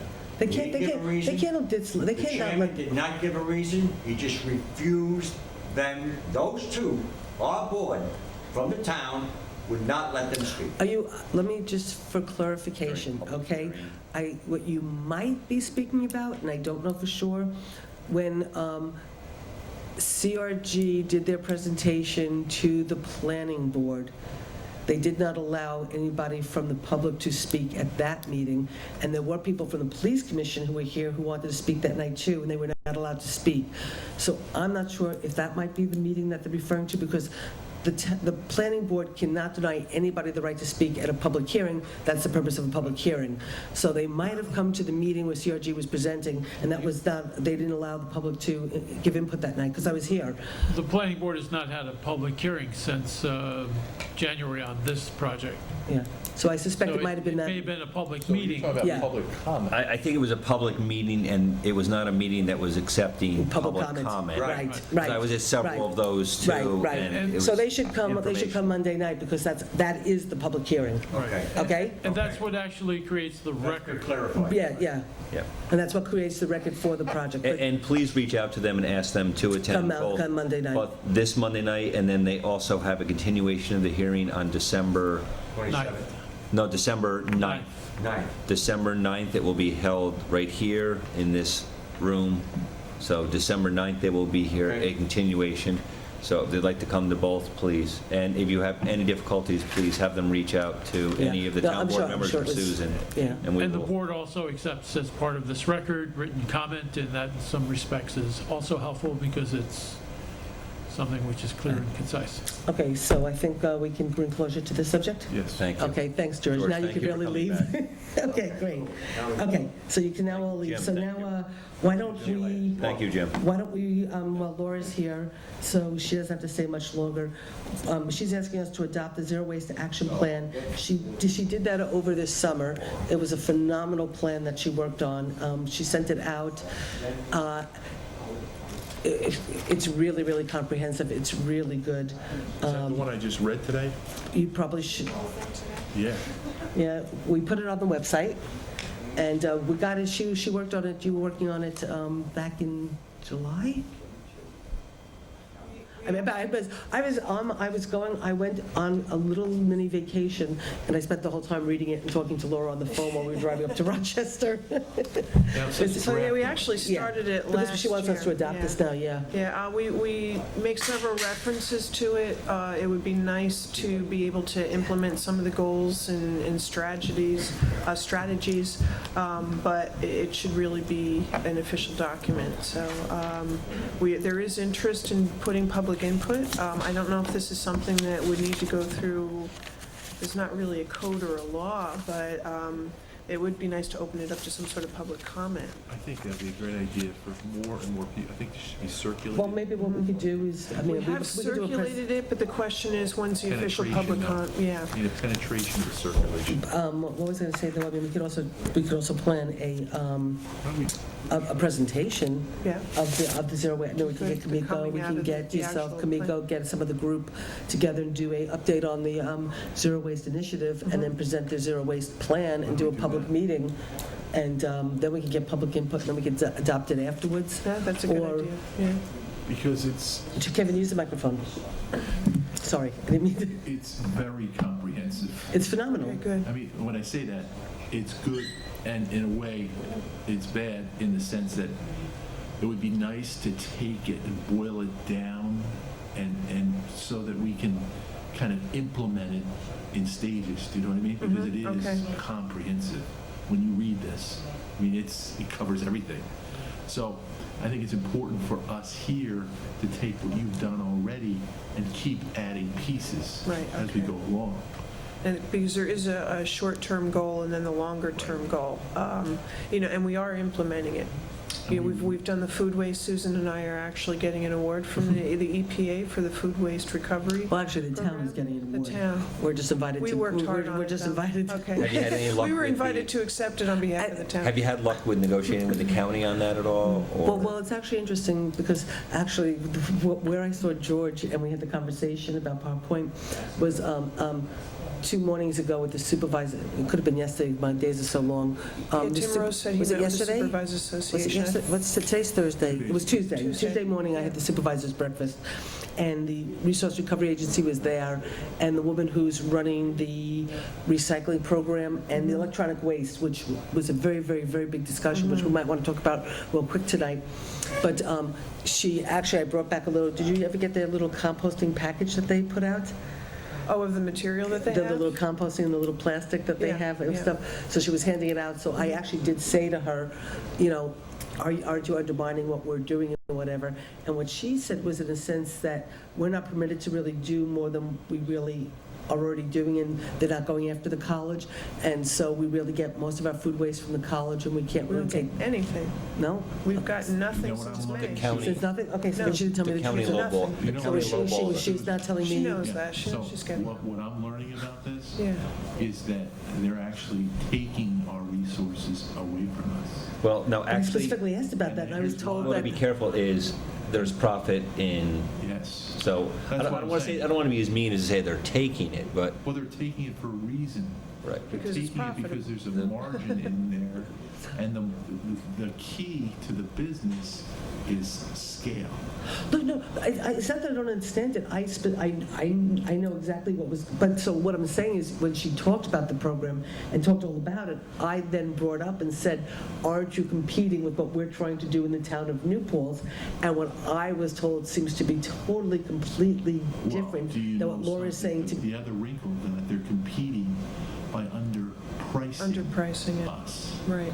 And the Right, sad because- part is Because the hauler came to us directly and said, can you match their price? We'll continue to bring it to you. And I But said, no. you're And what's not, you're sad- not getting the waste from the college We anymore? get nothing. We've got because they nothing delivered underpriced since us. May. How much a ton are they charging now? 30, And what were they before that? 50, And what were we at? 40. And where's the shorter transportation? Where's the shorter Short transportation? transportation is Where's to the us. shorter transportation route? Can you- And what uses less resources? Right. Us. So we use less resources, we are a cheaper form, but yet the county deemed in their infinite wisdom to undercut us after they were overcharging for the same waste all that removal time. and making a profit, they undercut us by $10 a ton, and they're spending more money to drive it a further distance. So And we they are also now, invested we are now $60,000 to seeing, develop the we are site. now seeing government at not its best. No. I We are agree not. with you. We are not seeing government And at its she's right, best. there really should be no competition. Especially Because- from your Because small own- facilities can only put, especially from your own take in government. 1,000 So, yards. are you still getting? No, You're we getting haven't gotten nothing? anything Nothing. since May. Because they've So, undercut us. in fact, They took it away from us. Our revenues were ahead of what they were last year until just this month. That's why And the then now we- we're revenues seeing- dropped off. What? That's why the revenues dropped off. I'm just, Yeah. I guess By where I'm just 5,000 a really month. shocked is that I 5,000 a specifically month. asked a question, I was specifically given an answer, and I'd be really Are you upset if I was. surprised? So Yes, I am surprised, because I thought I was being told, I thought I was being given an honest answer. with this in mind, So yeah, I'm very surprised, and I'm With very this in upset. mind, That's why we need to negotiate this is- outside of this their is why circle. This is why you need- we need to take and add the layers that we need to I'm like- add. I mean, I Was saw that an interesting discussion you had? Our county. Did you- was there Yes, an- yeah, okay, good. very, very interesting. All Yeah. right, so what we need to do is come up with our own plan that's scalable. This And is you the- have This is a one. flow chart you had asked Well, about. well, What well, is Oh, that? and you Well, what we have will one. do, I will follow up, Laura, because I It's am not pretty really, because I No, couldn't it's find very one pretty. online, but. No. you get one, I'm really disappointed, but what we'll do is we'll follow up after Thanksgiving with the meeting. It's just with, sad that our With the own resource, county- Do you want theirs? It's just said the RRA is undercutting I a will- community that's had yeah. success. I will, That's what's Laura, sad. after Thanksgiving. Recognized by the EPA, that much success. Schedule a meeting with some of your former legislators Mm-hmm. and with the members of the RA, myself, and whoever from the town board wants to talk about exactly. Can I ask you a question? What's to prevent us from picking up our own recyclables? Nothing. In fact, that was part of a proposal, if you look at the second page Yeah. in. If we brand this, I think you have the right idea here. If we can really drive this in our community, and you have each person, each household has a recyclable container that segregates the stuff, and somehow reward our community members with, I can go with through it you if know, she's gone through it. an active commitment to this, then we should have our own ability to pick up our own stuff. Right. Right, and it's only 1,000 yards, so we could realize that fairly quickly. Although there is a couple of local people who would like to start up a hauling business. Susan and I are trying to schedule a meeting to sit and speak with her. Let's see, because people are realizing that there's room in the marketplace for this. And we might as well be the ones that are innovative in this space. And there's And I like- legislation in the up pike too, that by 2018 it may be mandated, so it'd be nice to be ahead of the curve instead And of I sitting here going, oh apologize, no, now it's a law, what do we do? As nice it is to have independent in there, I think this actually is an opportunity, though, and I have two more board members here, where as a municipality, we actually should be doing it. Should be. I honestly don't believe that we need to have an independent hauler come in, and as Chris is sitting there over your shoulder, I think this is something that we can also enact someone who has, knowledge and trucking industry in him, that this is, that recycling is something that we could undertake as a community. And I'm going to put the village in there also, because it is part of the town. And this really could be something that we could be profitable at and save a lot on hauling costs too. Because right now it's a waste. They are now taking recyclables that we used to handle and move about 4 miles, and they're now moving them about 18 miles. Right, exactly. Just to the first point. Where are they going? Which glass? and aluminum As going? far as the Well, recyclable materials. no, we're talking about the food they waste go- from the you're talking college about up. Food waste, yeah, Yeah, that that's goes the up to Kingston. That's going to Kingston now instead of The New recycling Paltz. does too. We're still keeping an eye on legislation. We don't want flow control, at least the other towns are not interested in having flow control on recyclables. And, in some aspects, we're already under contractual obligation with our solid waste authority to bring them mandated recyclables. Some of them, though, don't generate revenues, and they'd probably be happy to give them up, such as glass. Sure, we'll give up the things that don't generate They revenue. We don't want the things that generate Right, revenue. but what we have to be careful of is if they did initiate flow control on recycling, then they'd take the ones that would. So maybe, they'll stick you with the glass, but the scrap metal, which is a high revenue generator, would be pulled out of your system.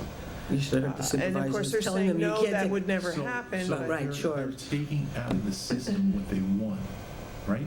There's, Because it has value, and because it's- leaving to the communities the scraps, right?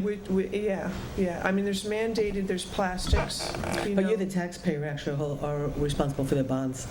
Well, I introduced somebody to Laura tonight who has an idea of trying to advance a glass recycling business. So I hooked them up with Laura, and there may be something we can do here. I said that we can have a discussion about, using our footprint out there already. Yeah, we've got and a So- lot turning of it space into like that a should be recycling utilized. park. Okay, so quick question. Kitty's your liaison, right? Mhm. Congratulations, Kevin. The organizational Yeah, meeting, you will fine. now become. Because there's going to be a lot of contract negotiation in this. But No, that's good, yeah, I'm learning yeah, more good, and more, about good. it, and it's really interesting, And it is sustainable materials management, that's where the money is, and you see, even though we're knocking another 40 tons off of our waste out this year, so it's another 10% off, we're still making more money than we did years ago. So it's not in the garbage, it's in the materials that are coming in. And it's in educating all of us and have us do better. Kevin, use your microphone. We all have to do better. So we might as well Right. set up a system to encourage everybody to do better. Have you been out to the reuse center? Yeah. It's phenomenal, Yeah. isn't it? But now we should take it and Yeah. It needs another good kick in the pants, yeah. And actually, speaking Yeah. of that, do you need us tonight, because we're very close for, would you like to stay for not much For longer? executive And session? for us to have an executive session? Yes, yeah. I Okay. think we're very close to the end of our agenda. Okay, well, we have a few more things, so So, in but terms if you of would like this- to stay, Okay, so let's we do that. could do that for Okay, is it for the purposes of hiring and firing Yes, of it an is. individual? Okay. yes. So for the zero waste, as opposed to, Kevin, you're suggesting that we not adopt it tonight, that we do a little bit more public outreach, we try to maybe streamline it a little bit to make it a little bit more with, take it and reduce it to. Put into a 5-year strategic And plan. have phase 1, 2, 3, 4, and adopt, and try to implement phase Okay. 1 now, okay. phase 2 next year, and go. Okay. Okay, So so, we'll meet your so, 2018 deadline. so what will, so Kevin, you're going to be willing to work with Laura on, and I'd be more than willing to help as much as possible to sort of actually create this document that you're looking for, so we can make it, we can adopt it, so we have an adopted zero waste action Yeah, plan. hopefully we bring people to the community to help us adopt it. Absolutely. We'll enter into ground leases with them. They'll pay us rent, we'll generate revenue without Okay, any terrific. expense. Okay. And I apologize, Susan, actually, it is not help if you can, we just need you to be in contact with our county legislators locally. Absolutely. So actually, Absolutely. it's not help if you can, it's, yes. You I know, will, no, I'm going to set up a meeting, I'm going to set up a meeting after Thanksgiving with the Good. county legislators, with Laura, and this, Good. the executive director of the RA, and the person who was in charge of a lot of this stuff, who specifically answered my question differently than what you're telling me tonight. And we will all be in a So meeting she- together. You were told we were still getting food waste, is that what you were told? I was told that there was no problem at all, and that we were And doing it's been very fine, clear at other and that we're meetings getting, I've and that been we're at getting with food her waste that from we're the not getting college, and that anything. everything's great, and they're not undercutting us in any way, and there's no problem. And I specifically asked that question at the, I didn't ask it to the big crowd when they got done talking, but there was a whole conversation about the electronic waste, which Laura did bring to our attention, and, Yeah, we'll keep working on that, because, I mean, the issue is, we're not taking it, it's very clearly marked we don't, and people are starting to hide it. So. well, what, we- just as a real quick aside, what got discussed at the supervisors meeting was, the RRA is taking it, okay? They are Right. taking it, and you do understand that, like, there's the course now for us to, you said the The company. vendor that was taking it sent us notice that within 10 days, they were going to start charging us 25 cents a pound. Right, and what's happening is, When we send them $1,200 worth of material, that's a substantial bill, so rather than the revenue. RRA, so the 1,200 pounds, yeah. So the 25 RA cents a pound. is actually collecting it, but people are not going to necessarily bring it up there. So a thing that We had have to gotten, charge, well, but we don't even, honestly, truthfully, we don't even want to be in this business. We do not even want to be in this business. not yet. But, Not yet, no. but yeah, one of the keep things that, looking. what they did say, though, was that the company that the Resource Recovery Agency is using could make stops along the way to pick up the stuff without a charge to us, Right. or maybe having a central location where a few towns could work together. So it was talked about, it was a big issue, and we need to sort of follow up on this because it is a Right, problem. right. And the company they want to use is very remote. They gave Saugerties a quote of picking it up every 3 months, Mhm. which means we'd be tripping over it, because Yeah. we were sending out about 6 pallets Yeah. a month. That's because this stuff has no You know, value so to anymore. hold it, because we'd have 18 to 20 Well, pallets. it Okay, has so- value, it's just they haven't figured out how to extract it in Exactly. an economical way. Right. Well, they're also not making, I'm not an expert at the Pallet person. reuse is a big business right now, too, though. No, but it's It's actually, very it's large. the- We There's- sell pallets. There's So- actually a business model of a local business that does nothing but Yeah. but it's, recycle but that. it's, Beautiful stuff. but it's the thing inside the glass and the special glass inside Yeah, that has no it's a value lead anymore glass, because they're not right. making Right. those, and that has no value anymore, so that's why they're not, so you can't sell it and And whatever. that's about 80 to 90% of What, what the they get. cathode It's ray a, tube or yeah, what? the Yes, CRTs. that's exactly right, yes, Yeah. that's it. The CRT is filled with also some dangerous. So basically, so what's happening now It's is got it used to have a 5 pounds value, per and they used to be able to sell it, but now there's no value to it, so nobody wants it. And It has dangerous metals in it, too. It has So- heavy metals in it. They're- So we don't want to get stuck with all these things difficult with to no get place rid to, whatever. Okay, so let's do a couple quick things, then we can go into executive session. So, Okay, yeah, Chris Laura, you comes do- into executive session as well. When we Okay, call it, we'll so- invite Can you we, in. can we Okay, so bullet some of these? Really? yeah, well, the DEC, okay, so storm management plan, Dave Plaza gave us, remember, we were going to become an Yeah. MS4 Yeah. community. Dave did the MS4 plan, he asked us to adopt it so we can get it to the DEC. Does somebody want to make a motion? So moved. Second. All in favor? Aye. Motion so carried. Do we want to adopt the weight limit for wearing an Old Mill? Why not? Yeah, so moved. Second. All in favor? Aye. Aye. Motion so carried. And may I ask, while Chris is here, we have the signs in, or they're ordered? They're in? So, So now that we adopted it tonight, all in favor? Aye, so you can put we them up are tomorrow. all ayes, so is that adopted? So it gets Yes. sent to, I would just refer to it as local law number 2 for this year. okay, so we have just adopted local law number 2 for 2013. Which I will- Establishing a weight limit for Waring, Lent, and Mill. I apologize, Old Mill Road. And we would instruct Chris, as per town laws, to put them up as they are supposed to be displayed on those roads. And I will just point out that we are, Because it gets enacted within, when you file, I filed with Secretary of State. right away. So you will file that tomorrow? So there can you you just go. repeat that because they probably couldn't hear, she doesn't have a microphone. Oh, we'll give you a microphone. So it will be filed tomorrow morning and With- as soon with This- Secretary. the Secretary of State, and as it is filed, it actually makes it enacted. So Chris, if you have time in your schedule tomorrow, if not, next week, he's nodding, so knowing Chris, it'll be up probably And just as- tomorrow. And I just want to point out that this board is not a board that overregulates, because this is local Number law two. number 2 in the end of November of 2013. So I will just point that out. Okay, next, the DEC license sales, can you grab the microphone and just tell us what this is real quick? Yeah. The state is implementing a new license sales system in 2014, and in order to continue selling licenses, the town board needs to adopt this resolution that basically gives me permission to continue being a license issuing agent. And it's all because there's a program, and that's why you need it.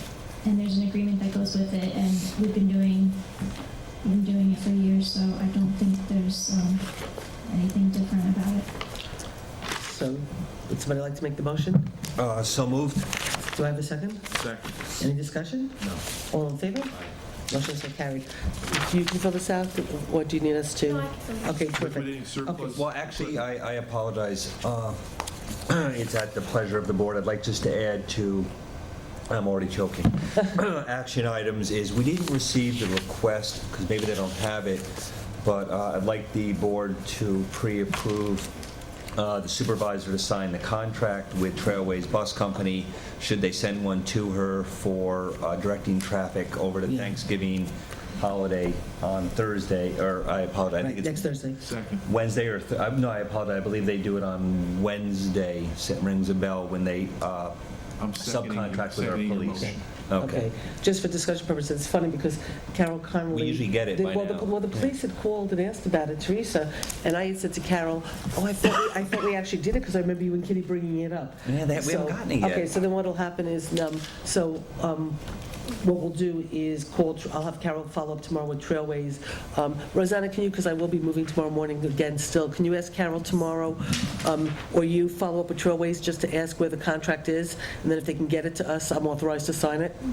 Okay, and then we can So- get it, and then we can get it to the police. It was Okay. proposed, seconded. Okay, all in favor? Aye. A motion, thank you. Thanks for Thank you. doing that, Jeff. Just wanna make So let me sure. just add on here, Thanksgiving.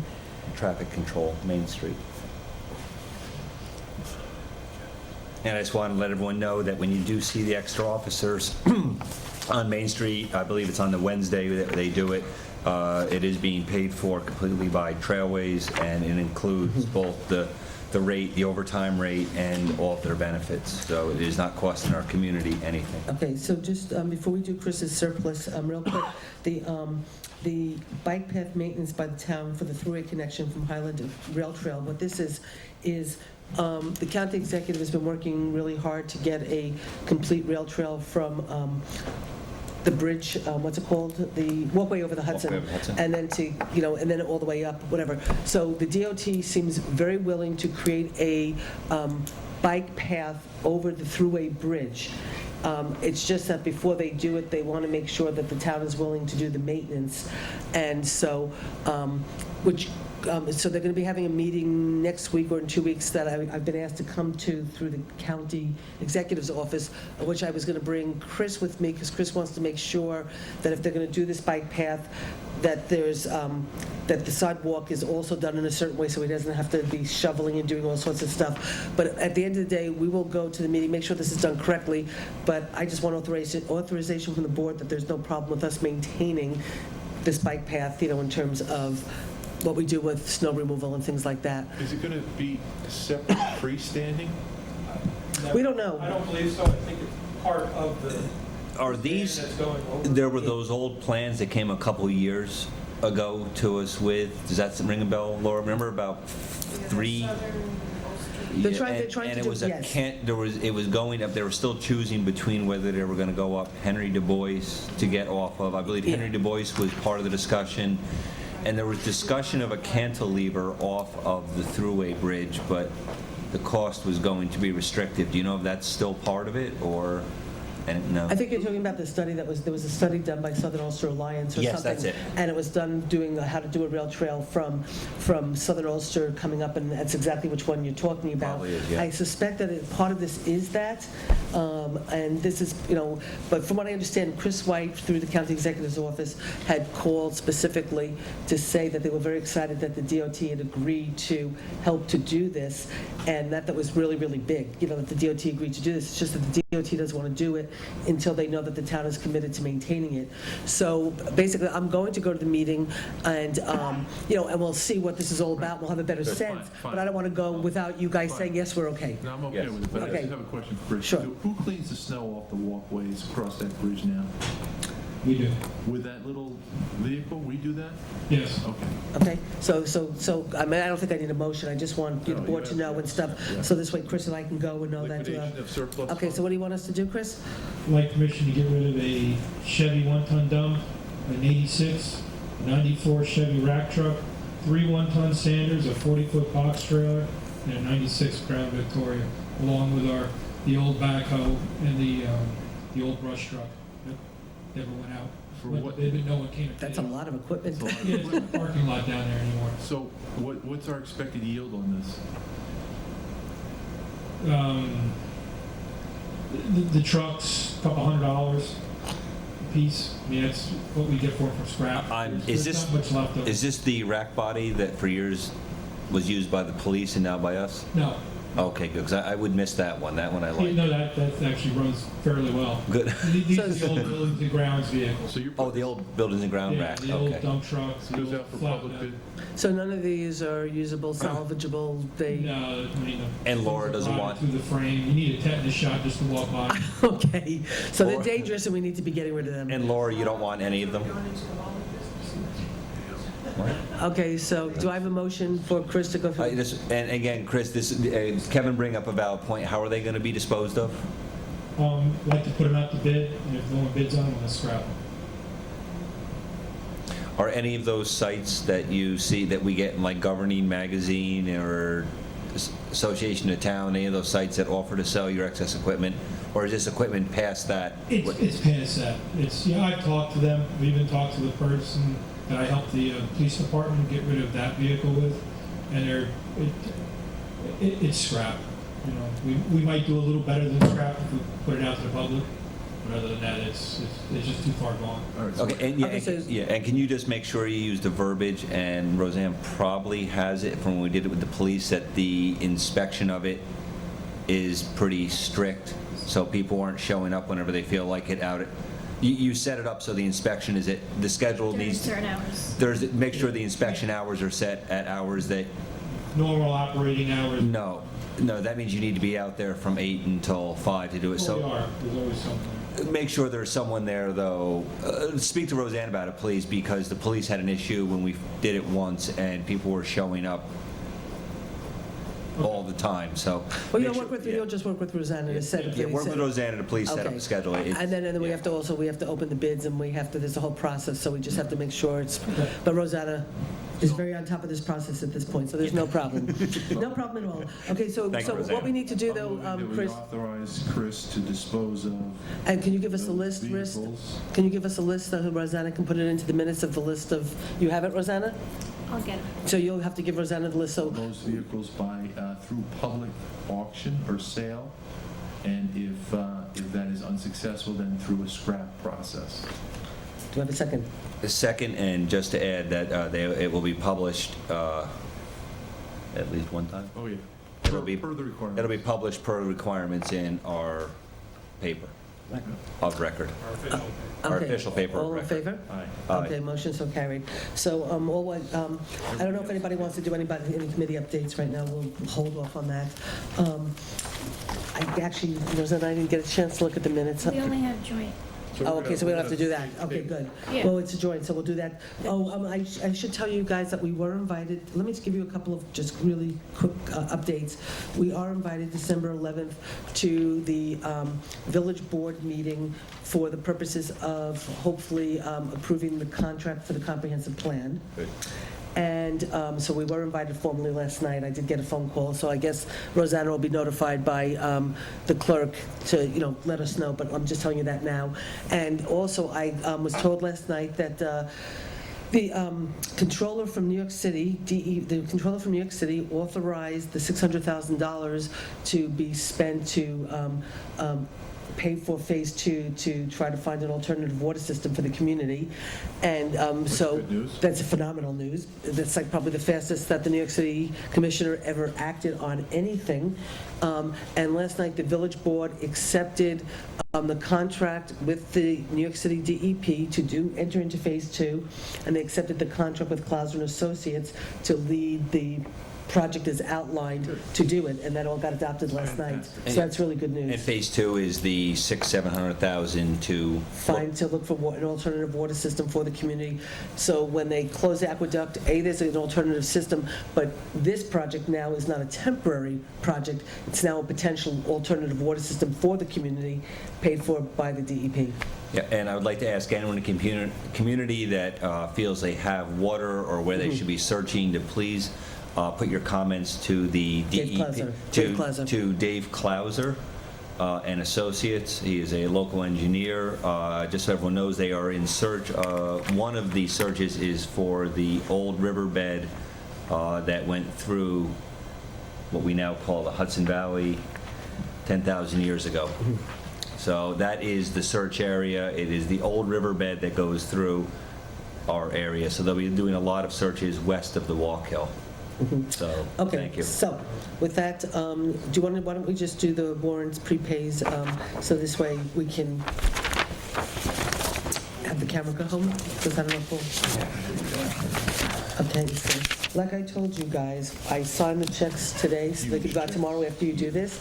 And when I signed 500, I'm signing the checks and I'm signing, then all of a sudden I stop when I see $530,000. And I had to stop and I had to take a deep breath, and that's state retirement. 302,000. State retirement, $530,000. I had to sign a check. I never signed a check so big in my life. And just so everyone knows, this was one of the questions that was brought a few weeks ago to the town board on why we have such a large reserve fund. It wasn't a reserve fund. It just hadn't, the check hadn't been paid. And we get a bonus. You would think it would be more on $500,000. We save about $6,000 or $7,000 if we prepaying it. pay it early, Yeah, yeah. which is still $6,000 or $7,000. So it's. Anyway, so Yes. when I signed that check, I had to take a deep breath, and then I signed it.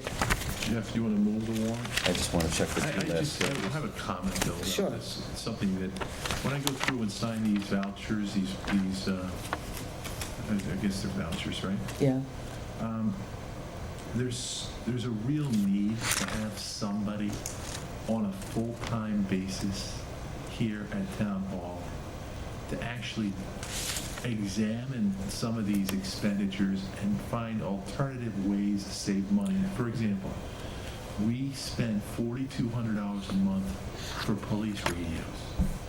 And my understanding is, from talking to some officers, we're one of the few communities that have 2 radios in every police car. I think the state police and the sheriff's department, they have 1 now. So there's alternative systems. My point is, we really need somebody in a full-time financial position here to be able to look at these expenditures and just try to drive efficiencies in each of these categories every year. And that would pay for that person's salary. And that's just... We spend also almost close to $1,000 a month in uniform expenses. Again, something someone needs to go out. And to Kevin's point, I know we're beating, to the same drummer here and with you, Susan, but yeah, I think there's just a lot of expenses. Along with Kevin, I tried several times, and I ended up sitting here for probably, to do $900,000, I probably, just this one was one of the longer ones, was probably about 5.5 hours of just checking the budget to make sure the funds were there. So that alone, and Kevin probably put in probably about 5 hours also. So just you got 10 And then work I man had hours. questions, Well, and he those was, were he was, answered by he was Gene. actually, Yeah. he was actually sitting in my office while I was getting the budget ready for you guys to adopt, while he was signing them and then asking me questions as he was signing them, and sort of, But and that's... we really going forward, when we have this kind of money we're spending, I mean, just Arlene talking about the water, I'm not gonna say the water company Right. that we're using that's giving us a hard time. I mean, just all that stuff can add up. Oh, it's incredible. If we could save 3% of this number, it's a huge number, you know? You might want to just say, what would 3% of this number be, Kevin? Well, you're on- 3% would be $27,000. That's just if this weren't alone. Yeah, for this month. Just this month. month. Just this month. Yes. Yeah. All right. Okay, so Kevin, you're moving this? I'm moving it. And Jeff, you're second? Second for, that we pay $978,397.16 Why don't we take that as a... for the as a first, November and I'll second that. 2013 warrant. Okay, all in favor? Aye. Motion so carried. Okay. Will we be taking any action after executive session? Laura, do you think we'll be taking any action? Okay. I believe the camera could go home because we're going, I'd like to make a motion that we go into executive session for the purposes of discussing the hiring, firing, and disciplinary action of an employee. Second. All in favor? Aye. Motion so carried. Okay, Thank you. so good night. Good night.